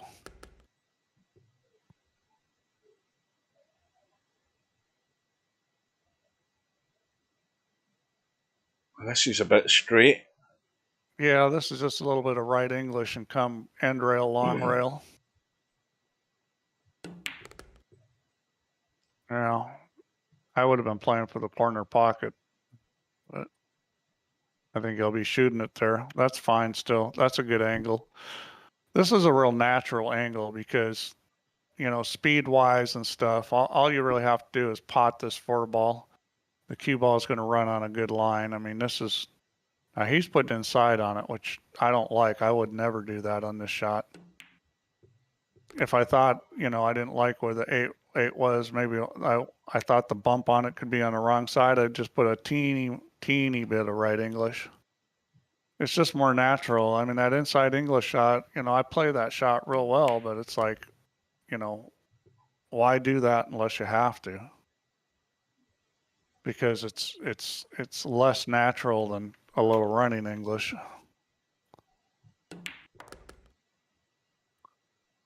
Well, he's looking like he's out. It looks like the tail it's going to be that it's Mr. Fox can't quite get back onto par. He's still got time. Yeah, well, he came up short there. That's one of those balls extended from the side pocket, and now he's funny on it. So he's going to draw this, go between the 10 and the 9. And he played that well. So It's also on Mr. Fox's break as well, so expected on to go next rack.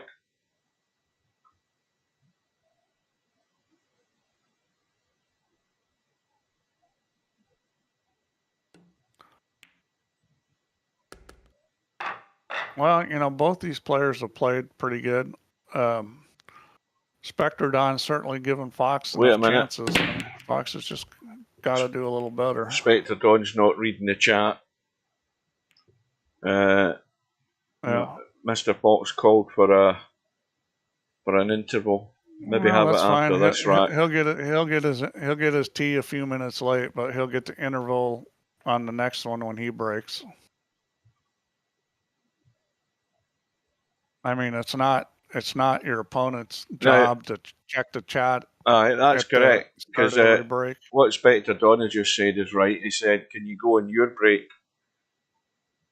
Because Spectre Don's, you know, he's obviously focusing on the break that he's about to do. He's not reading the chat, so that's the right thing to do anyway.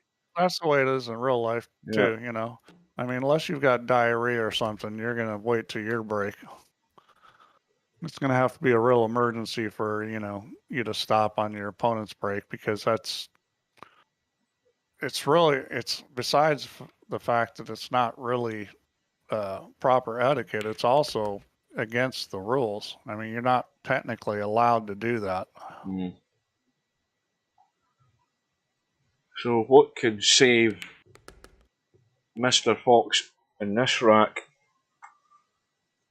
Well, probably not a lot. 7-9. The biggest issue.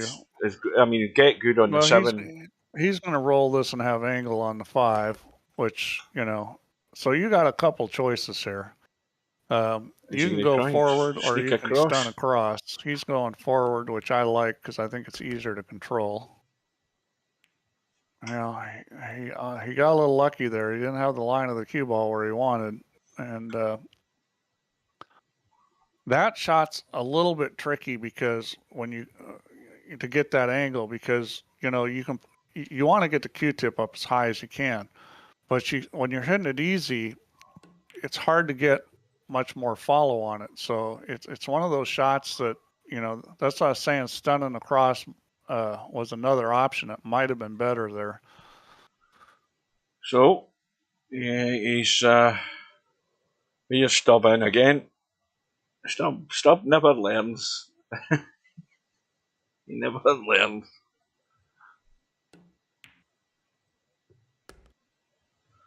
I'll learn now. He's been kicked for 2 hours. I mean, he's like a child. He's like a child. I think he must come in to do that because he knows that's going to happen now, because he's obviously got other things to do. He probably wants to go eat dinner or something. Yeah, that's why he's done it. Yeah, he knows he's not going to be here anyway, so he might as well do it. So we may well be having a little interlude here.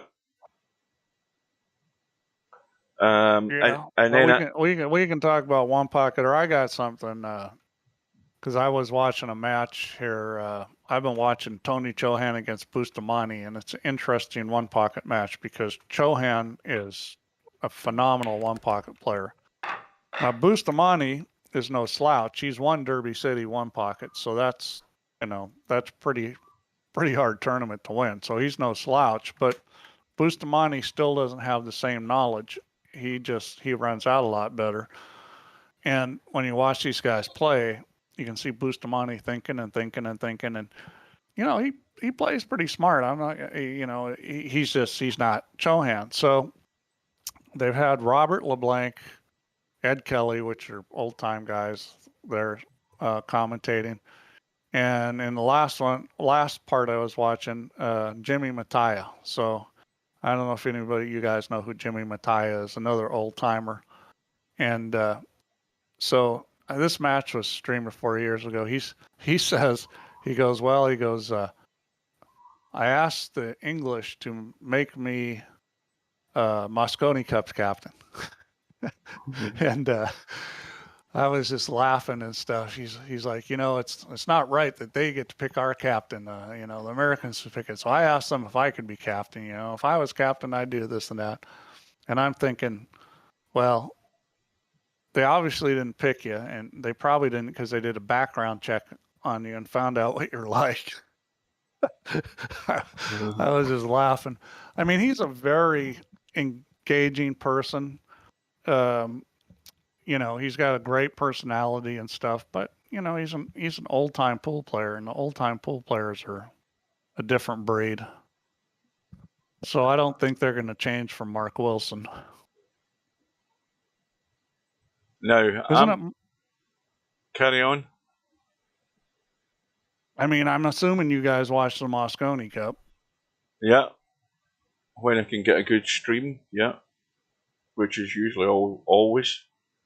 Well, isn't it on Sky Sports? Can't you watch it on Sky? It's exclusive to Sky, yeah. But when you don't have Sky like I used to, you have to find a good stream for it, which they're always readily available. Well, I'm hoping the Mosconi Cup is going to get better because, the changes that they've made on the Euro Tour, they insisted on sticking with 9-ball, but they got smart and they tightened up the pockets, and then they got smart and they started playing break box. Yeah. And if they do all those things, I think that you're going to see a lot better Mosconi Cup. I think the Americans are still somewhat at a disadvantage. If you ever wonder, why is it that the Filipinos haven't won more world championship? Why is it that, outside of Shane and Earl Strickland, more Americans haven't won a bunch of world championships and, these big Euro Tour tournaments? And part of the reason is just that the way they're setting up those tables, they're super fast and super slippery. And,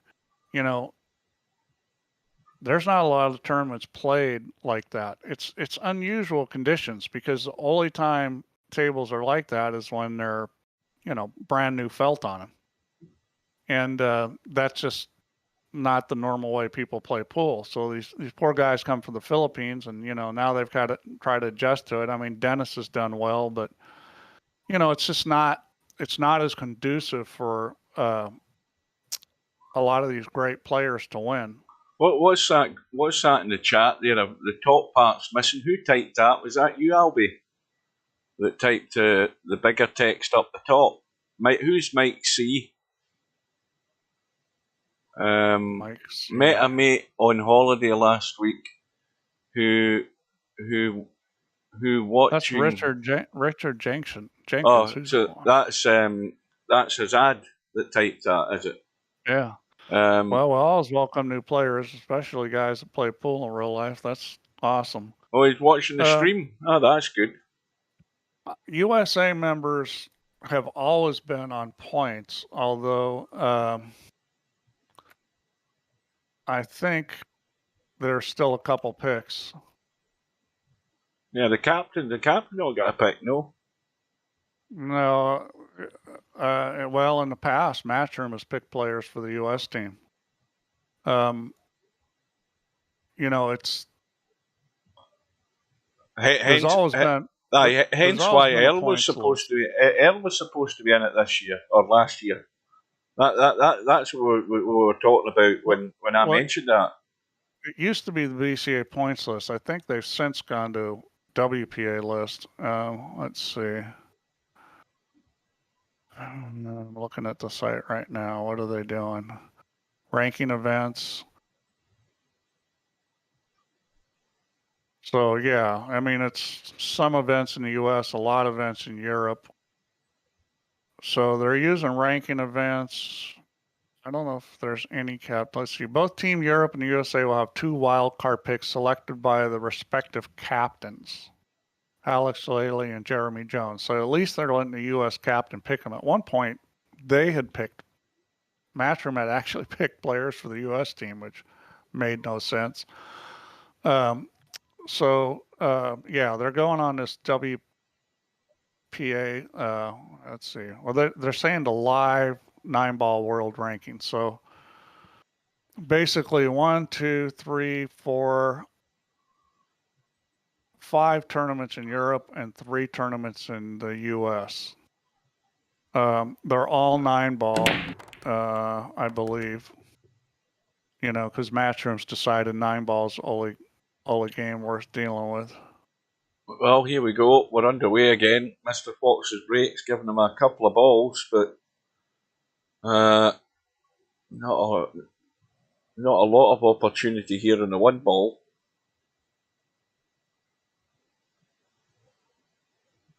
Can you take a timeout in a world championship? Well, I mean, we don't have a set rule, but you know. Well, you got to go to the bathroom. The normal thing is pool is you get one 5-minute timeout per match, but we don't really enforce that. I mean, guys need to go to the bathroom. Yeah, I mean, there's been pros that have played virtual pool. It's just, you know, most pros, they're in the pool room all the time. They're not playing online. Well, I think Steve said had 1 or 2 try it yet.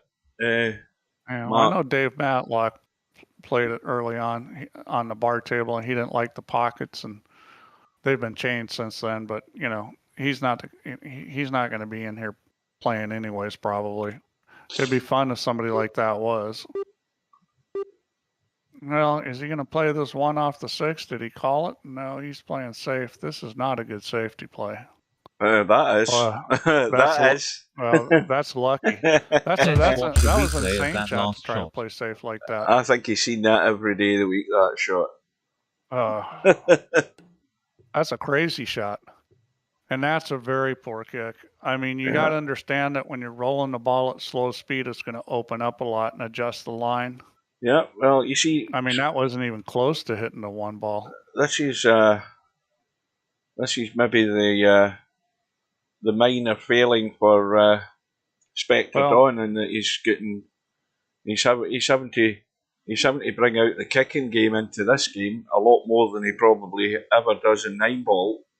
Well, this is called things going Fox's way, because he played a questionable safe and got away with it, and then Spectre Dawn on a fairly easy kick shot missed the whole ball. Well, and then we do that. That wasn't exactly all that difficult. I mean, no, I didn't expect him to miss that. Considering he was quite close to it. Well, what's worse is he missed it by a mile. It wasn't even a. It was it didn't even hit the tip. Straight to the short rail.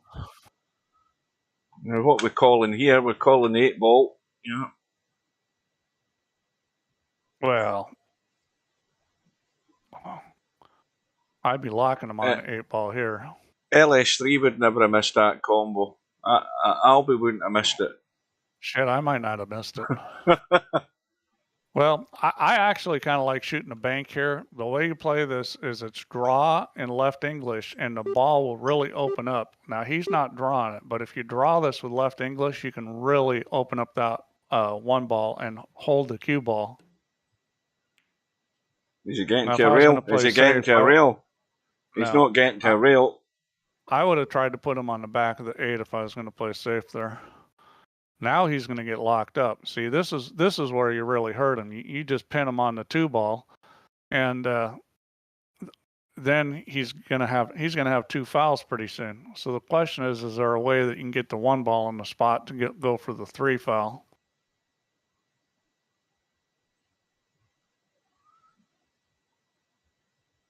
I'd definitely at least take a pop here and pin him on the 2 ball. I think he's shooting this. Yeah, he is.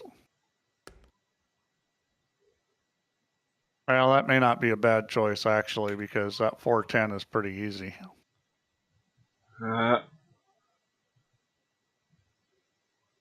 He's hitting in the spot where, just English probably isn't going to get there. So the way I like to hit this shot, he's playing on the other side of it. He's not going to play the combo, and that's coming up short. Wow. I'm kind of surprised he didn't play for the combo there. Yeah. But what I was going to say is the way I like to play that shot to get to the 410 would have been with straight draw, no English at all. That's a good recovery. Yeah, well, if you're not going to miss, it doesn't really matter, does it? Yeah, we don't see Spectre Don miss too many balls. He's missed a few this match, but he's made a lot more mistakes with the cue ball.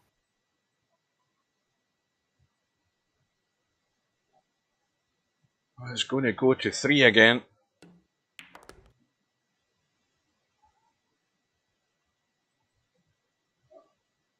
And again, it's back to if Spectre Don can take this out and capitalise in the next rack, then it's getting very dangerous for Mr. Fox.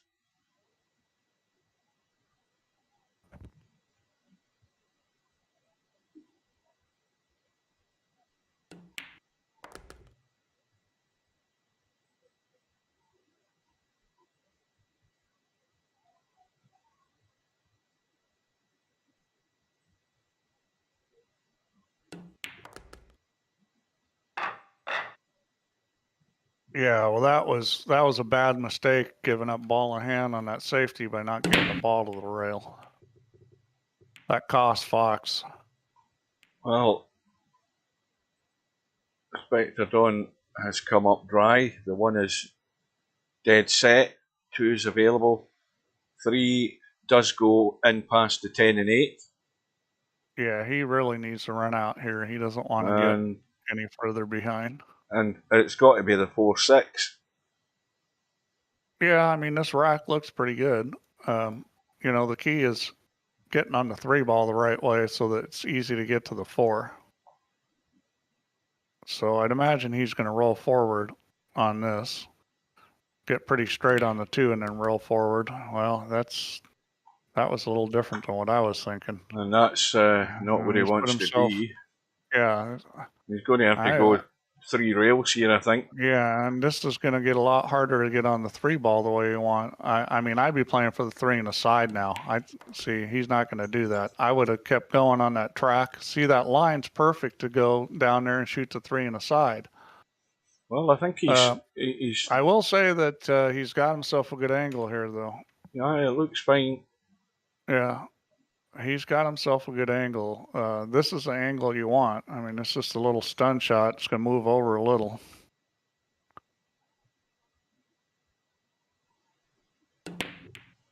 What was he doing? I guess he didn't want to shoot the combination. And now it's a missed call, and now he's in trouble. Now he's got it back. Wow. And yeah. So I'm thinking he got perfect on the 3, and then he tries something crazy. I haven't a clue what he was trying there. All I had to do was stun it and then shoot the 4-6. Wow, that's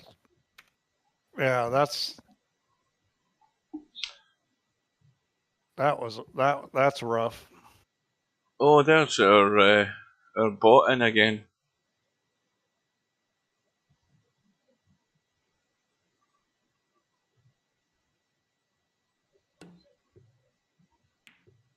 Oh, it wasn't a bad effort. No. And not necessarily a really bad outcome. I mean, the 3's on, but he's got to watch the cue ball, though. This is a little tricky. I'd probably just shoot this and run into the 4. Try to get the 4 going at the 6 and use the 6 to stop the 4 by the pocket. I mean, trying to get on the 4-6 is real tricky here. I would just stun over into the 4 and try to clip it towards the 6 ball. Let's see what he decides to do. I mean, you can get on this other ways, but it's So essentially, what he tried to do there is get lucky, and he did. I mean, that was a hit and hope shot.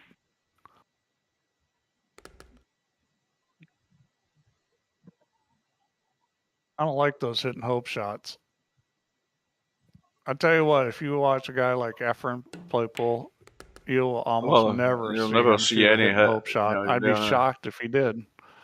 Well, probably most pros, are very much like that. They're never really going to be relying on a lot of luck. Sometimes you might have the one shot you're just desperate and that's it. But you'd never expect a pro to be playing anything like that. Sometimes it's a calculated risk shot. They kind of know, well, this is sort of what's going to happen, but I can't guarantee it's going to come off exactly this way. You'll see them shoot some of those, but they're still trying to make it come off a certain way. They just know that, you know, there's a good chance that it might not. Welcome to Slim.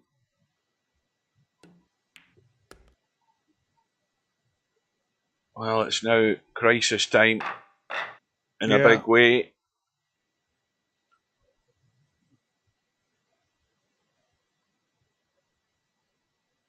Well, he certainly needs to make a ball in the break. Well, I mean, the rack's breaking fine. I mean, there's no problem how the rack breaks, and that's at 4 mile an hour or less now. Well, something dropped. What went in? The 8, the 7? Or at least if you're using a rainbow breaker, it's 4 mile an hour or less. Now, for all the latecomers, of which there are a few, Steve has added another stat that we were talking about on the stream the other day. One that I was asking about is whether it was possible to have dry breaks. We've now got a dry break percentage available on this tournament stat, but as Steve mentioned, the tournament stat isn't going to be accurate because it's been put in mid-tournament and it was a sort of guesswork. But the stats for this match will be accurate when we check them at the end of it, and we'll bring up the stats and have a look, and you'll see the percentage. And then every other tournament from then on will have accurate dry break stats. Assuming it kept track of it properly. Yeah, assuming Steve's done it right and he hasn't broken it or something. We'll find. I've got every faith in him. He's tested it for 2 hours. It should. I mean, I didn't retest that part of it at the end of it, but I think I did at one point, so it should work.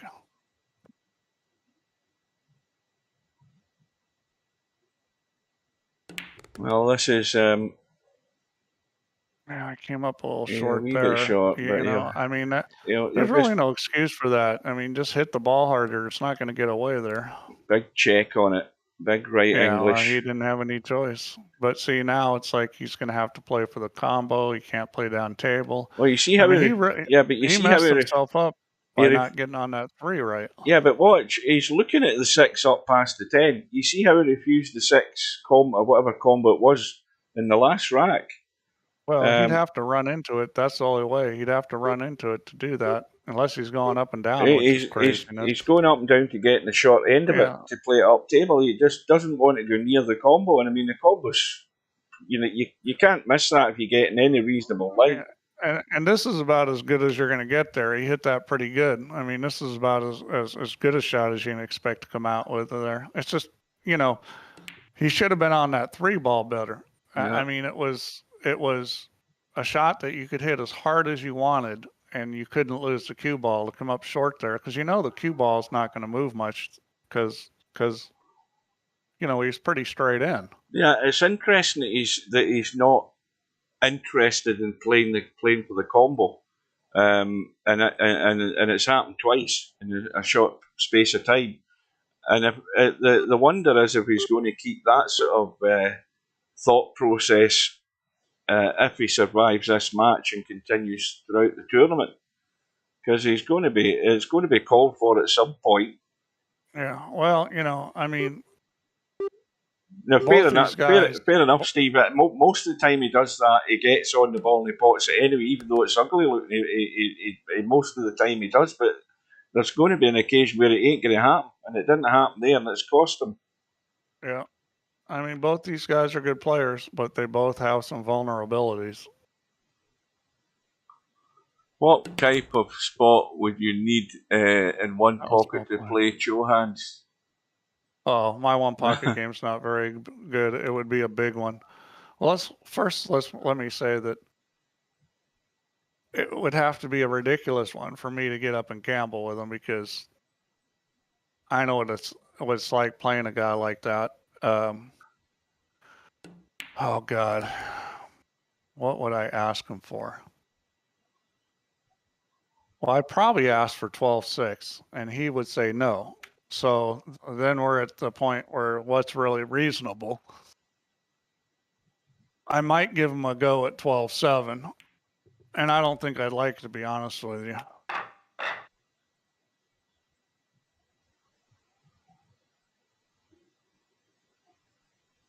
So still a long way to go for Mr. Fox. Spectre Dawn has to be of assistance, which he has done with the dry break. The one ball does go past the 6. My problem right now is I never play one pocket. Like, I've played one pocket once in the last 2 years. So is that mainly because you can't get people to play it? Well, there's no pool room near me, and yeah, I mean, I got to travel to play. I got one guy that asked me to play that it's an hour drive each way, and I'd probably go out and play with him at some time. I just haven't been playing any pool. I mean, I haven't been playing in tournaments. I haven't been doing anything except going to league, which is not really playing pool. Well, the one ball was on, and these are the ones that are painful now because Spectre Dawn's good at this type of thing, finding his way out. Now is he going to brush off that 7 with a bit of right as well, or is he just going to drop into the 7 and hold for the long 3 down to the bottom right hand corner? Looks like it. No, well, he's missed the 7. He's playing for the He's gap. gone the other way. Which, you know, he's can hampered do that by, this is tricky. Yep, he's awkward over the 4. He's going forward, which now he's going back. The big problem here is scratching, which he's avoided. Going below it though. Yeah, I mean, that was a tricky shot to get the line right and get the speed right. And that's it goes into the side, I think. Oh, it's, yeah, but he's played safe and not very well. Again, he hasn't got it. Well, he might have got most of it, but no. There's a good bit of the 4 showing that he can back cut this. He's looking like he's going to play safe here. Well, he's trying to bring the 4 straight down the table. Yeah, he's just trying to bank it down. It needs to keep running. It needs to keep going, and if it keeps going, it's. Yeah, well, that's not terrible. I mean, the thing is if he left him the whole ball, he was going to get locked up. From here, this is. Well, it cuts. It does cut, and it's kind of a safe shot to shoot at if you can avoid the 7 ball. The big problem is that 7 ball. Ideally, you'd want to go behind the 7. So between the 7 and the rail, which I know it's tight, but even if you don't get through there completely clean, I don't like that play. That was just, that was asking a lot to get safe there. That was not a smart play. He should have cut the 7, tried to take the cue ball between the 7 and the rail. And if you miss it, you know, especially if you miss it thin, the 4 ball's in the rail and the cue ball's going up table, you got lots of blockers, and, you know, that wasn't a good choice to try to play side to side safe there. Well, the other thing about this game, Slim, is that the other beauty of it is when you did, well, I'm talking personally myself, when you did have a local snooker club that you could go to, you know, that was fine. And you played there quite happily, and then when you start to get older and the eyes start to go, and then you realise you can't see the ball at the other end of the table in a 12-foot snooker table, you then think, well, what's the point in playing this? I can't see half the things.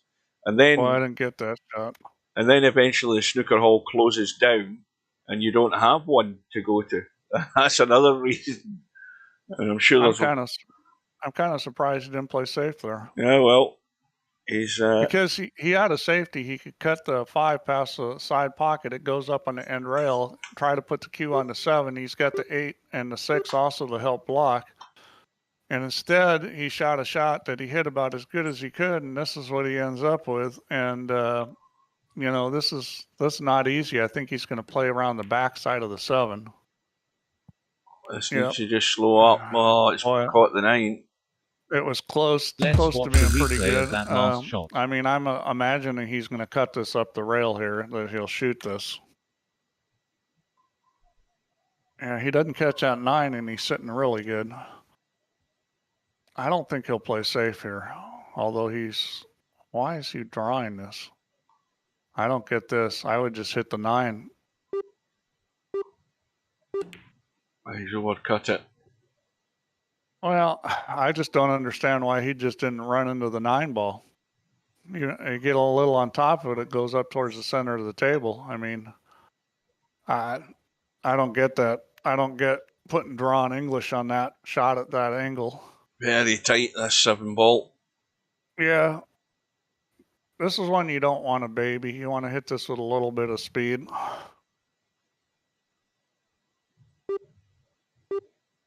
And I'd probably put a teeny bit of right English on it just to try to get rid of the throw. 12-9 to Spectre. Well, that was well done as far as the pot goes. Yeah, I mean, he might have wanted to go forward harder with a cue ball. Oh, I see. I've just read what Vertical Liquid said. I'm driving down the road and can't see the score on my mobile phone. What is it? Yeah, Slim is correct. Oh, that was a good shot. That was well done. Where's the cue ball going? Well, here's the first one of the night, folks. We'll have one of these.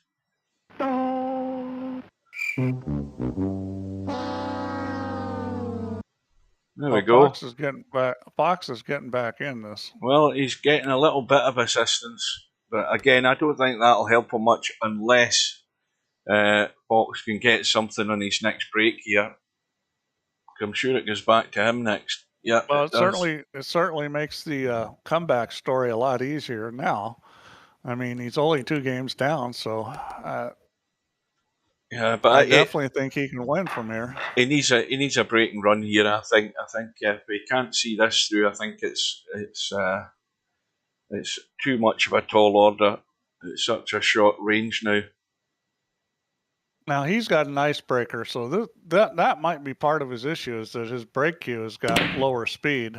It's not a lot lower, but it is a little lower. I believe the icebreaker is. At this point, between the rainbow breaker and this icebreaker might only be a half mile an hour, so it might be a full mile an hour. Now, this is these shots that you say are easy, Steve. Oh, yeah, this shot's really easy. Are you kidding? I'd never miss this shot. Well, he went into the far side. Now, the 3 balls already gone, hasn't it? So, yeah. The problem is that he put himself in not a good spot here. Now, this is doable. He's going to have to run into the 4. Got to hit this with a little bit of speed. Well, he didn't crank it enough. He needed to run into the 4. The bank is. I think the bank will go, but it's closed. Even to banked it. It's 5 of 4, and that's tough bank because the 10 ball's covering part of the pocket. Well, he's not calling anything, so he's just trying to keep it safe. No, that was very difficult to get safe there, and that's not good enough, because this is how you get locked up. Now, the good news for him is Spectre Don is not very good at playing safe. So, yeah, I mean, against a good player, there's a good chance you're going to be pinned on that 8 ball. That's one of those shots where it's a lot of English, and let the English open it up and let the ball run. You'd be surprised how easy you can hit the ball and get it all the way up table. Well, this is tough because you've got to get the pace right. Yeah. And you've got to get the line in that 4 ball, but if you can get that, it's not bad. You can get away with it. Well, this is all about how you kick behind this. You can go either way. I didn't like that way. I would have probably kicked it the other way, 2 rails into it the other way. You just got to look at those and say, okay, well, if I hit this ball with a cue ball on this side going this speed, where's it going to go? And if I change the speed, where does it go? And if I go this way off this other rail and hit it here, where's it going to go? And sort of, in your mind, see where the cue ball and the object ball are going and kind of figure the percentages of, which way do I have the best chance of getting safe? Because, let's face it, that there was nothing like obviously automatic safe there, but I think players are going with a comfort thing rather than really looking at it and trying to work out the best shot to play. Well, Spectre Dawn can only obviously see half of the ball, which is probably what's going to encourage him to maybe try and cut this. No, yes, he is. Good evening, Bankster. Bankster's in the house. And it's a chance. Well, this is an interesting shot because that 5 ball might brush the 10. It's near impossible to miss this 5 ball. The question is, am I going to hit it easy or hard? That's what you have to decide, because I don't think you can miss it. I think you're going to get a piece of it even if you hit it hard and draw it. And that's the sort of thing you got to be able to see and understand, that you're going to catch a piece of that ball. Well, now he's in dire straits here. Yeah, well, I would kick 2 rails at this, and I'll tell you why. Because you're coming behind the 5 ball, you're hitting it up table. I would go to the long rail right next to him. See, the 2 rail kick off the long rail behind the 6 ball, end rail, hit the 5 ball up the table, the cue ball slides across, you might get him hooked. I mean, that was just the wrong choice again. That kick was hard to even hit the ball, which he failed to do. And he had a pretty good chance of getting safe going with a 2 rail kick.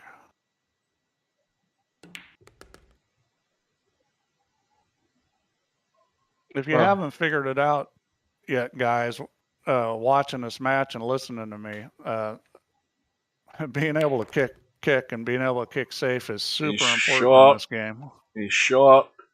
Yeah, he's okay. He's just going to go probably around the table. Bedhead cut. This is a little tricky because you have to run this cue ball in the line past the side pocket to get good on the 9. This is a little tricky letting this thing run.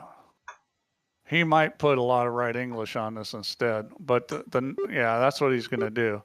And I understand why he's doing this. The natural line is a little tricky. Nice. Got it. Yeah. See, the natural line was to hit that and go past the side pocket into the long rail at a thin angle, and that way you come out and get pretty straight on the 9 ball. Well, he chose to do something unnatural and didn't pull it off. Of course, this time, Mr. Fox is going to get back to within 1, but the break is back with Spectre Dawn, which is what he doesn't want, but nothing can be done about it. It's alternate break. Welcome to Interchange X. Yep, hi Interchange X. Nice match. When was it? Last night? Sunday night. I don't remember. Maybe 2 days ago. Yeah.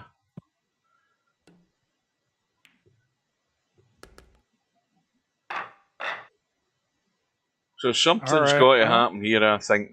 There has to be a time when he gets back on level terms. Hang on a minute, here we go for a break. Spectre Dawn's called it. He's got the Rainbow Breaker. Now again, this cue is a full 4 mile an hour slower than it used to be. So it's at 24 now instead of 28.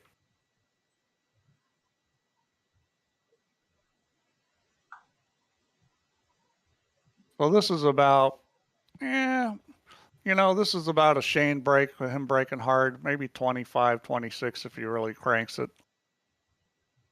But I can tell you right now, Shane will normally not hit the ball as hard as you can hit it with this Rainbow Breaker.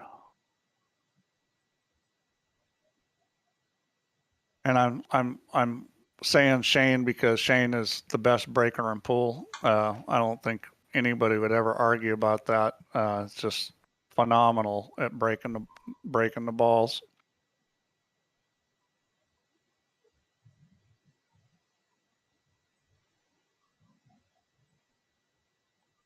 We're taking a little bit of a break here.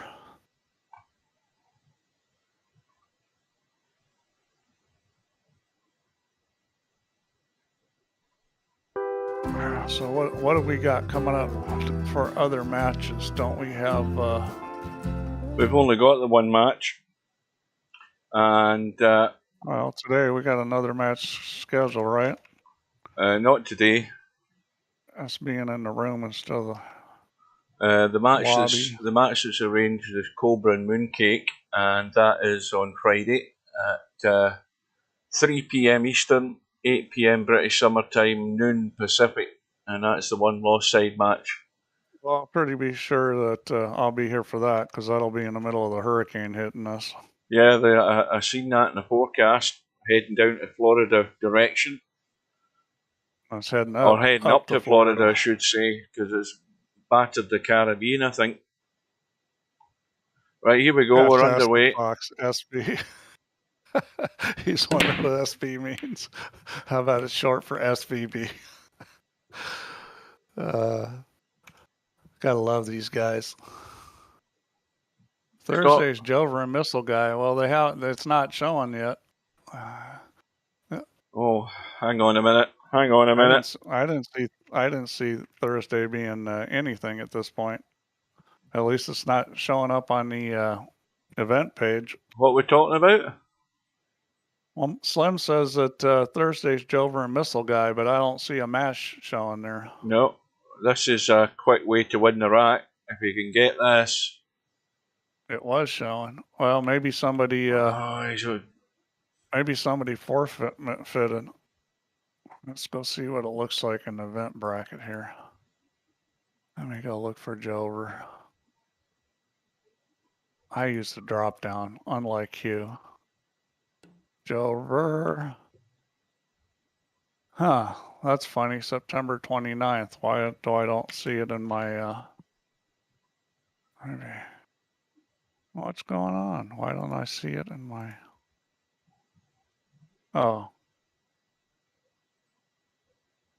I see real Poland Power versus Jover. Why does it say that? That's the match that was waiting to be scheduled. I get it. Missiles. Okay, I'm slow. Sorry. What was it? I thought the player name was like Missile Guy or something. I'm slow. I got you now. Yeah, it's there. You've got me bloody confused. Yeah, anyway. Well, I'm good at confusing you. I got that down. Oh, what's going on here? We're pushing out. No, he's not pushing out. He's trying to play a deliberate foul. I don't know. Strange shot there. Well, you're just asking for it there. I mean, this is how you get locked up. He may take a whack at this and try to lock him up because you can get the cue ball behind that 6-7. Yeah, he's going to take a whack at this. Oh, no, he's playing safe this way. The one ball is going to go to the one ball will be open in the rail, I think, like that. I don't understand this shot. Well, that's the worst shot of the night. Yeah, you could have hit the one behind the 10 and locked him on the 10, or you could have played the combo on the 10 ball and taken the one cue ball over and put it behind the 6 and 7 and had a free shot on the 10 ball. Yeah, that was a baffling decision to do that. The weird thing was that the 10's already where it was, and pushing the 1 means it's going behind the 10, going to the rail and coming out. Well, if he would have got him, I think he's got him good enough. This could be a 3 foul here. Oh, that was crazy. This is going to be difficult to hit. I think he can hit this one rail kick. He's not going to try the one rail kick. He ain't getting that. No. He ain't getting that. So now he's going to get locked up again. He's well and truly buried. And this shot is where you really need to get him pinned. You need to be right on top of that 4-ball. Well, am I right in saying that that's no good? That match the other night there, the Interchange X match, there was a 3-foul rack in that one, if I remember, before I went to bed. See, that's a very poorly played shot there, because he may still get the 3-foul, but he gives him a chance by not locking him up on that 4. I mean, he should have been no more than an eighth of an inch from that 4-ball. You know, if you hit it bad a 1/4 inch, this is like almost a whole ball away from it. So this is the 3rd foul, isn't it? Yeah, he may still get him here. I mean, this is not any kind of guaranteed hit. But just the fact that you gave him a chance to kick at this, that's another one of my painful things I remember. I got Oscar Dominguez on 2 fouls. Oh, you know, he hasn't. I got Oscar Dominguez on 2 fouls, and I had a situation like that, and I did something shitty like that, and he hit a great shot and got out of it, and ended up losing the match. I was on the hill. Yeah, that one. That's another one that hurt.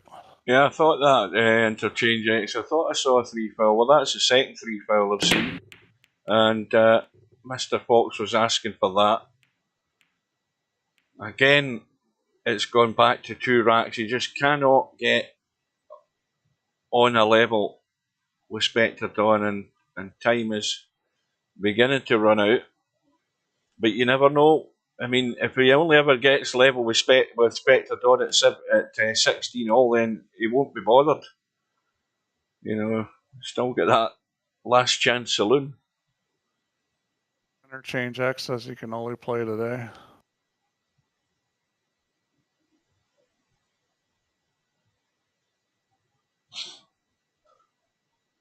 Or no, it's Bankster says he can only play today. Now this is tricky to avoid that 5-ball. Yeah, he called it. Yeah. Now 2-ball, and this is tricky to get to avoid the traffic. So you've got to come back off this. He's surely not going forward. This has been enjoyable to watch.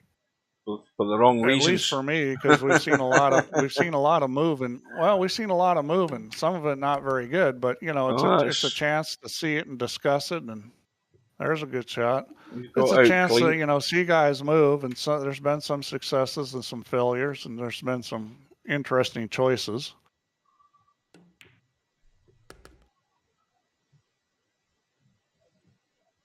Well, that was unfortunate. He way overrolled it. Luckily, the 4-ball goes in the corner. Vertical liquid. What you can do is the angle you want. You can bring up the VP4. If you log into VP4, you can see the live scores on the bracket. Remember, you can do that and then tab back to see the match, even though you can't see the scores. You can always just tab to the bracket and have a look. Yeah, I mean, all this was caused by getting funny on that 3-ball. So then he gets funny on the 4, and now he's funny on the 5. You know, it's like this all started with that simple shot on the 2 where he rolled a little too far. And he may still run out, but this is not the way you want to do it. Well, he's finally back in line, so that's like sigh of relief when that happens.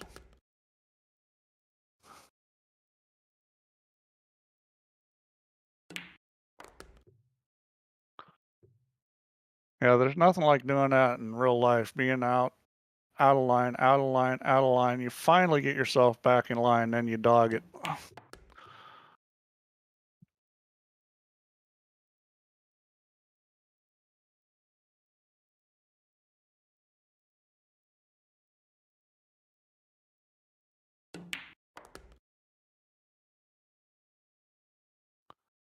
Yeah, well, you know, I got a lot less dog in me than I used to.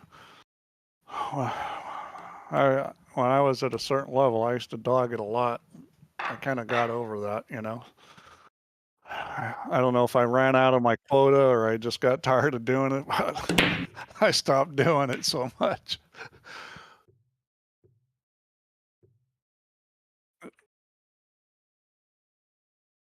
Yeah, it is.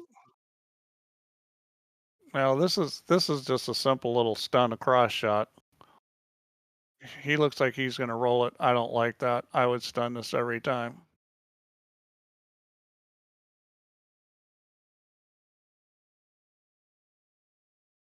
Okay. Well, he went down to stun. Now he's just putting a little right English on it to help throw it. I would have stunned this every day. I just don't like hitting it like that because, well, because that's where you end up though. That's why you stun this. You stun it across, come off that other side, and get a better angle on this two ball. This is not where you want to be. Unless he hits it real hard, it's going to hit the 6. No, he hit it hard enough. Well, you know, I saw that whole thing coming with the one ball. It's like he shot the shot the wrong way. That needed to be a stun. I've not been muted that many times tonight, Bill. Well, you can get on the 5. It's a little tricky. It's a little easier to get on the 9, but it's a little bit easier to miss it speed-wise. Let's see what he's going to do. He's playing the shot. He's playing the shot with shape. Oh, now he needs to get lucky. I don't think he has. No, he has not.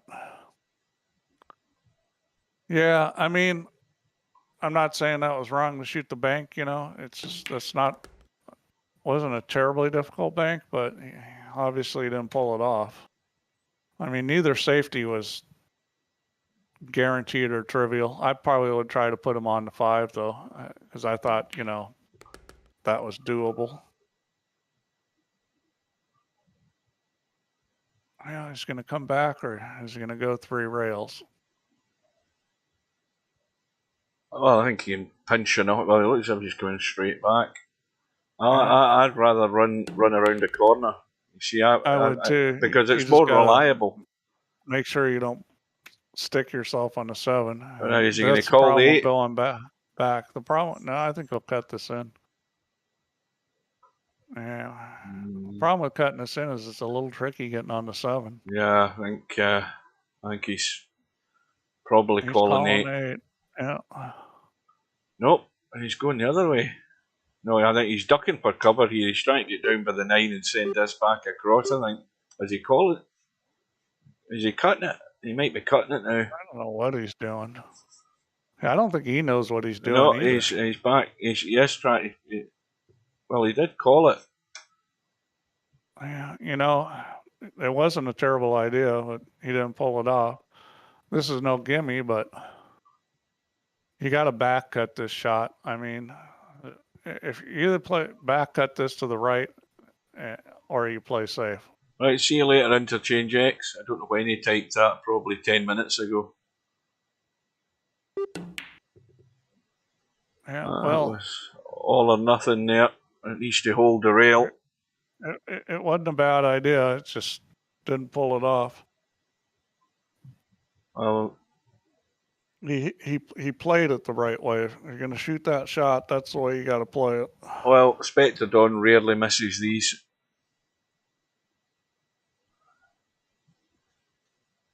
I haven't really jinxed anybody tonight. I don't think. I don't recall any. This might be one. Nope. Well, like you said, rarely misses them. That's his shot. Well, now he's got a probably, I don't know whether he wants to try drawing straight back and bumping. I don't know whether it'll bump the 10, but he's dead straight. He doesn't want to try and do a lot of fancy stuff here. He's going forward, which was rough. Now he's got a problem. He's going to have to kick this. Yeah. Well, I don't know what he's doing now. Whether he's just trying to roll on it. You got to make a decision on how you're going to kick it. I would kick this with some speed, just because there's too big a chance of putting yourself on the 10 ball if you don't. He's playing some kind of a little bumpy shot, which I don't like that. I don't think Mr. Fox will refuse this. He's going to try and kick it in. This is too easy a kick. And again, you want to hit this with speed. More than that. That's he enough, got away with it. Yeah, I mean, if you're good enough that you can control the line and stuff, that was okay.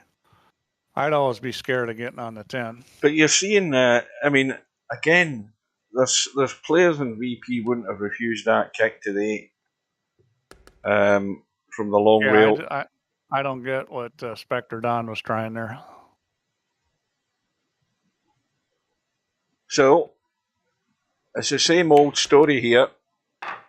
Fantastic Mr. Fox back to within 2. Spectre Don with a 14-12 lead. Know, I haven't seen Spectre Don play a lot because I don't watch all the Friday Night 9 ball. And I'd seen him play one match and played pretty good. This is a little different match where there's a lot of moving, and I'm seeing the weakness in his game. He just doesn't move very well.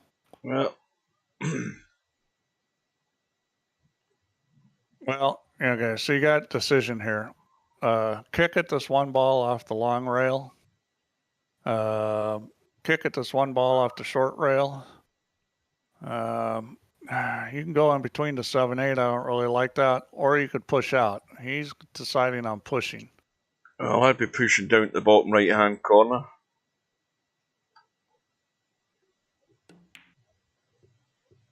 That's not a good push. Because you just don't want to leave the guy this close to the ball. I don't know. I would have pushed down to here. Because that's leaving half a ball that he's probably put you back in. I would just hit this one ball and draw the cue ball back towards the 10 ball. The one ball is going to go off the 8 ball, off the side rail, and go up table, and you've got into 3 blocker balls there. I would just suck it back. See, this is no good.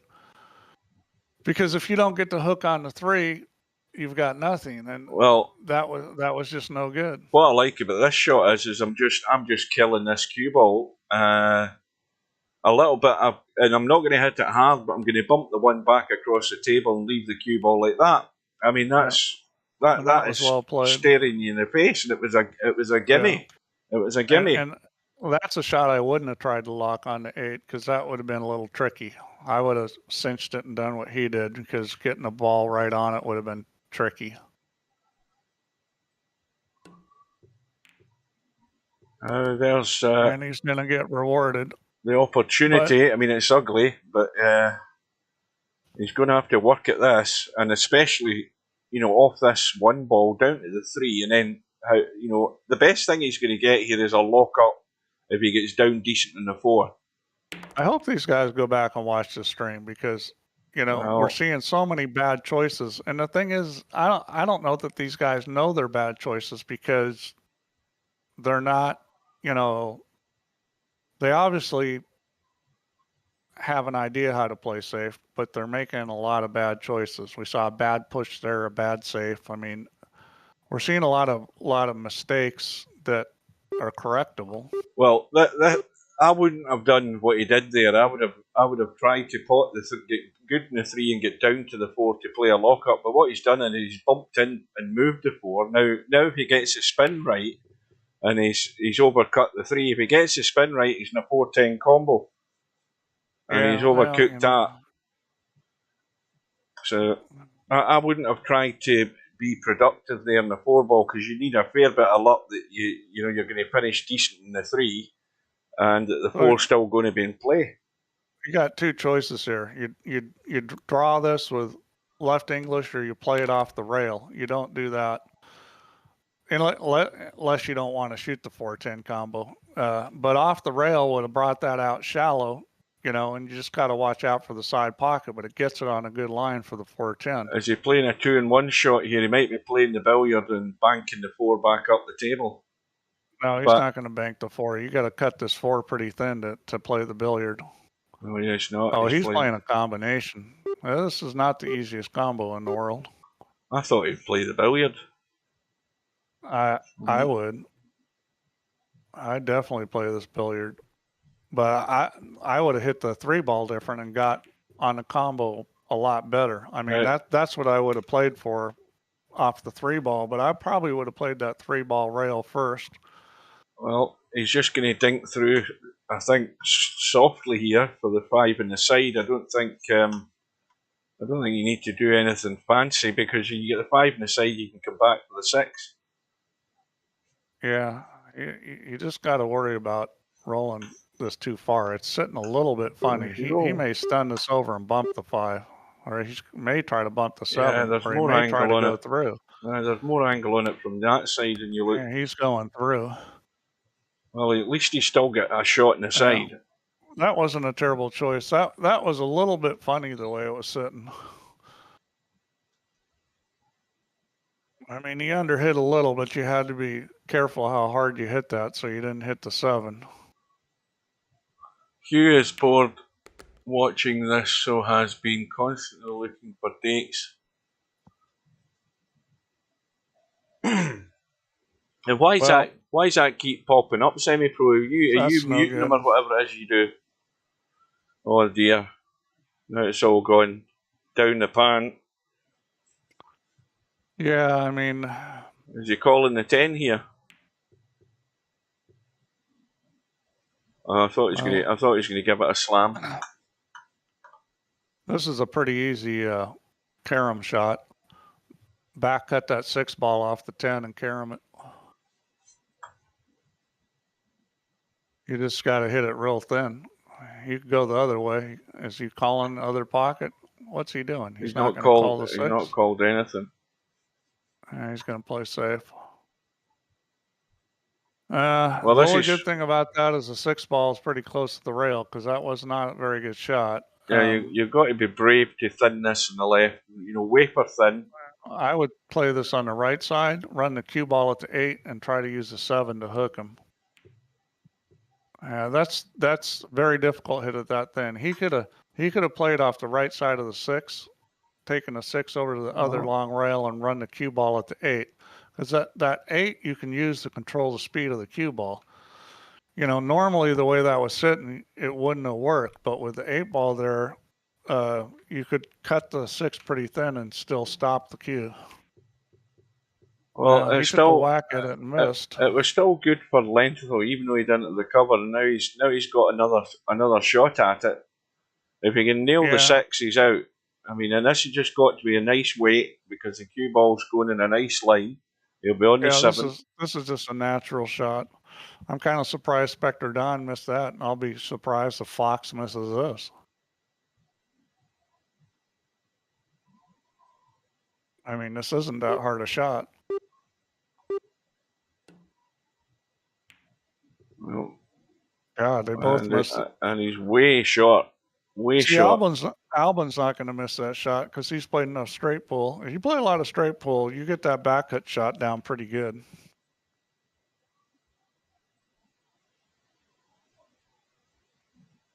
Well, nobody wants to win this game, and Fox really needs it. He doesn't want to be down 15 to 12. And it's another... Boy, even the bank is tough here. Now, how does he get onto this 8 ball from this? I mean, you'd want to. He just needs to hit it hard and hit it hard and go around the corner. That's about as good as he's going to do. He's just going to take this cut, which I guess this is a shot, so you'd expect him to make this.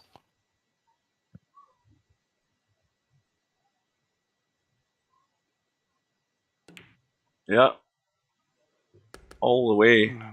That was close to catching the titty, but he didn't.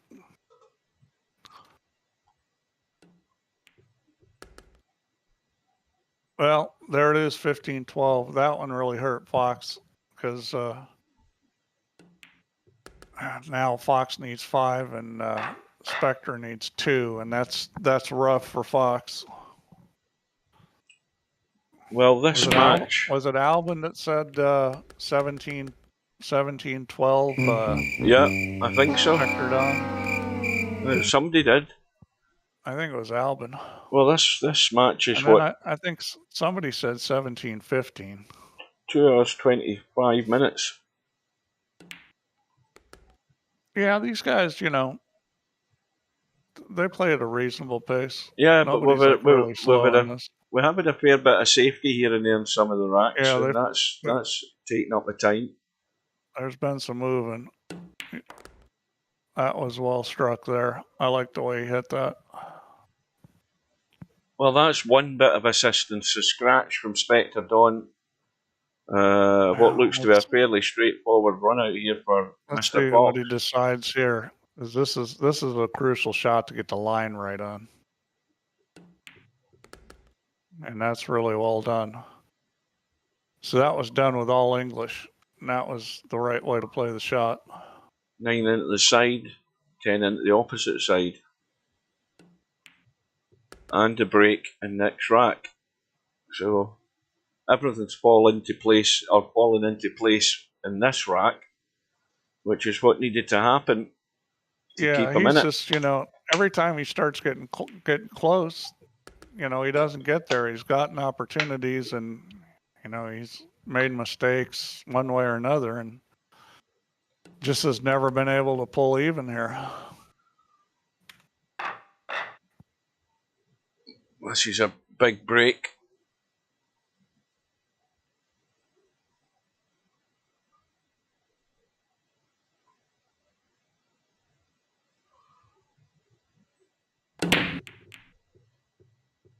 Well, again, they've broke nice. 2 balls thinking about it, but the spin kept out of the pocket. And the 1 ball is on, and the 2 ball is on. The lifesaver is the 8 ball at the moment. Yeah, and that certainly can be dealt with. It's got to decide where. I mean, now is an opportune time, but I'm not sure how he gets to it because the 2 balls hung in a pocket. You could play for this now, but it's kind of tricky with a side pocket there.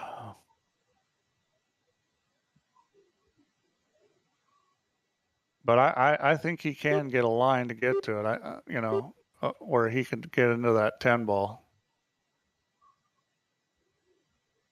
Because the cue ball is going to widen out and go further down the rail where he can get a straight line at that 10 ball. What's happening here? There's a gap between the 9 and the rail. Yeah, there is. I think he may have been looking at trying to move that 10 ball, but that was certainly not the right approach. He's okay. He's got the kick here. Yeah, but this looks to me like is he catching the point? No, he's fine. He's a bump in the 3. Bump in the 3 isn't causing a problem. I thought there was a good chance he'd get the shot in the same pocket, but he didn't. He ran right into it. Well, I suppose if you get yourself good in the 4, you run through, bump the 8, and hope you bump it hard enough that you come out into the table for a shot in the 5. I think that would be my plan. I don't know whether he's got the line. No, that's no good unless you're going behind it, and that's not a good idea at this point. Well, I think he's got to force this in with a bit of top and right English if he's going to go. I think that 8 ball goes. I don't think he needs to move him. I think that 8 ball goes. Yeah. Well, I think he just plays to get the angle on the 8 and make the 8 ball. You're going to hit the 10, so the cue ball is going to move down towards the 9. It's tight. It's pretty tight. But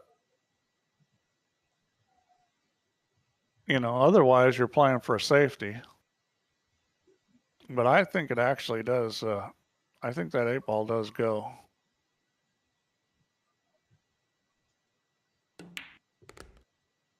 Well, I'm not sure what he's trying to do. I guess leave angle because he was trying to move him. And he left plenty of angle. But this is his shot, so, you'd expect him to make it. Ideally, you want to hit, the 8 ball first or in between the 2. And that's no good. Right, no. That's no good for playing safe either. I mean, there's a shot you can put him on the 9, but it's not guaranteed. Well, you can try your shot, Steve, if you're talking 2 rails to come back across, but the 10 ball is going to catch that middle knuckle, I think. If you're bumping 8 onto the 10. You can play the 8 off the back of the 10 and take the cue ball and spin it over behind the 9. But that's a risky shot. I think what he did is actually not bad. But it's going to be another bump, and then we'll see. Oh, that's a ball and hand bump. That's twice that Mr. Fox tried to be. Yeah, he's tried to be cute, and his touch isn't reliable enough to be playing little dinky shots like that. And it's another gift at the wrong time. Big fail. Yeah, you got to get that ball to the rail.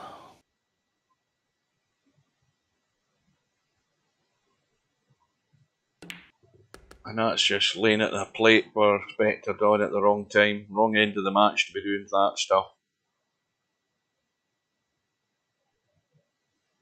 Yeah, I didn't really like the shot Spectre Dawn played rolling up on it, but it ended up pretty good where it was hard to do a whole lot other than what he tried to do. And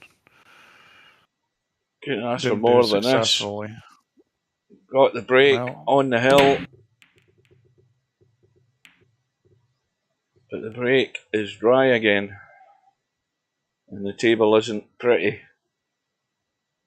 Yeah, the table's definitely not pretty. Although, you know, the bank on the 2 ball will clear a lot of stuff up. But getting that angle is, you're going to have to really spin this with a lot of left English on the 1. Yeah, I guess there's not an awful a lot of room to work there either. I mean, the 4 makes the pocket bigger, so I mean, you could deliberately play this to the rail and play it in off the 4. Well, I'm not sure what he was trying to do, but it's a fail, whatever it was.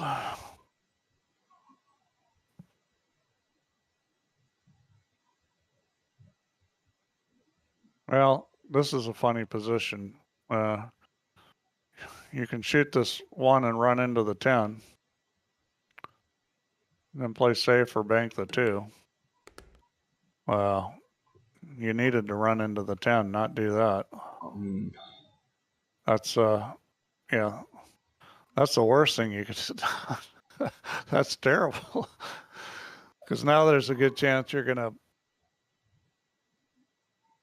open up these balls and see if he kicks it this easy.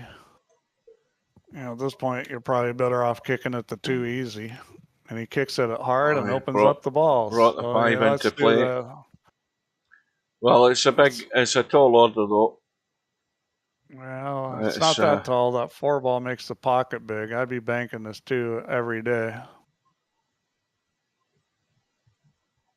Bank this 2. If you do anything, you got to make sure you overcut it, because off that long rail, it's going to hit that 4 ball and go in. Now this shot is kind of tricky if you don't put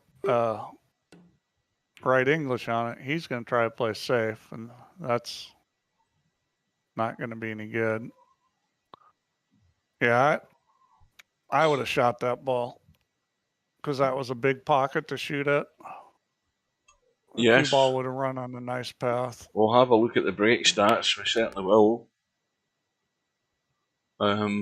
I certainly don't think they're going to be that pretty as far as the percentage goes, but we will see.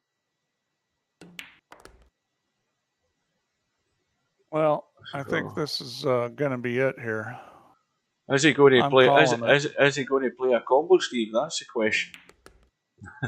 Probably. I mean, well, he doesn't seem to like him, but this is just stop the ball and come across and shoot the combo. This is going to be interesting what Spectre Dawn's mindset is. I think he's solely set and getting on the 7, playing it down table. No, he's going to play the combo. I mean, you could come across and play it down table, but really, come on. I mean, you can't get a much easier combo. Yeah, even Spectre Dawn's going to take this combo. And he's managed to get himself funny on it. He's a little funny on this with the 8 ball there. Yeah, and you should watch the cue ball as well. He doesn't want to. Yeah, he's trying to just dink it and hold it. He's done it. He got the bump and that's the everything's match good. winner.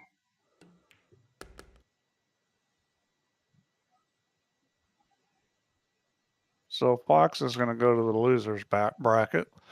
Spectrodon advances.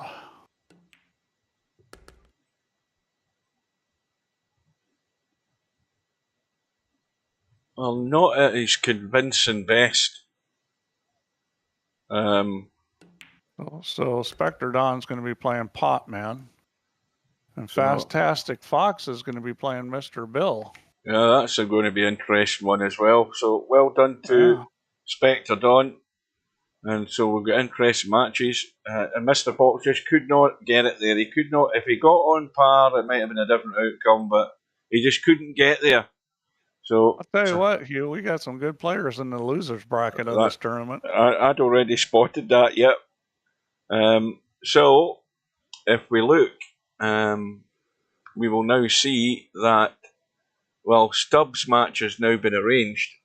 It's arranged for, when's the 29th? This is what, the 27th? So is that, this is Thursday, right? So I'll be there for that one. I should be too. For the Stubbs over match. And where's Spectre Dawn in this? There we go. Spectre Dawn is now playing Popman. And Popman's got nothing to fear as long as he applies himself. He can give Spectre Dawn a game. So he can. One loss side. Let's look from the top to the bottom, because we know Albinario's playing Bedhead up the top there. One loss side, it is Bill and Mr. Fox. They've got until October the 5th. We've got Biggs against Paul. We've got Mark Shark. Well, did Sergaresh not forfeit, or did Sergaresh lose? I can't remember. No, it was Sharky that forfeited. That's what it was. And Sergaresh to play Mark Sharp. Machine is waiting for the winner of that match. We've got Mooncake and Cobra. We know about that. That is on Friday. And the winner of that match will play Jose. And then further down, we've got Interchange X and Bankster. And finally, we've got Hairpig and Brainful Out. Oh, no, not finally. We've got Hairpig and Brainful Out. We have Little Wolf and One Pocket Slim still to arrange the match. I'll stick my neck in the line there. It should be a fairly comfortable win, I would think, for Slim. And then, of course, down in that half of the draw, they're waiting on a loser to come through, aren't they? I think they are. And then we have Tommy against Fast Eddie, another good match on the one-loss side. So this is where it gets really interesting, because there's people going to fall by the wayside, but the ones that are going to get through are the ones that all still potentially have a chance to take this thing. Let's have a look at the stats. We'll bring up this match first of all. Fantastic. Mr. Fox and Spectre Dawn. Spectre D. And see how that looks. So we'll go straight away to the break stats. Both of them 15 breaks. Average balls in the break. Oh, Mr. Fox 0.4. Spectre Dawn 0.3, but only one run out from the break from Spectre Dawn. Break fouls he had 2, and the dry break percentage, Spectre Dawn 46%. Mr. Fox 66. I think that Fox needs to upgrade his break cue, because in 9-ball, the speed isn't as important as it is in 10-ball. That extra ball and the way the balls break in 10-ball, you need to hit them harder. Mm-hmm. Both of them 100% as far as Moneyball shot. Rack's high run 1. Rack's ran, Spectre Dawn 4. Fantastic Mr. Fox 3. So the average balls made really low. Right, so that is the bracket updated. back to the main page and we'll get confirmation that we have Stubb against Jova on Thursday, 2 p.m. Eastern, what's that, 11 a.m. Pacific, and 7 p.m. British summertime, and then the one on Friday night, Cobra against Mooncake, the one lost side. So I'll be there for both of them. I hope you can join us. Anything else you want to say, Steve? Nope. Except good afternoon and good night. Yep. Thanks, guys, for watching. Right, guys. We'll see you again soon. Remember, the videos are all on YouTube. You know where to go. So take care, and thanks for joining us. And we'll bid you good night. Yep. Good night. Good night. Good night, ladies.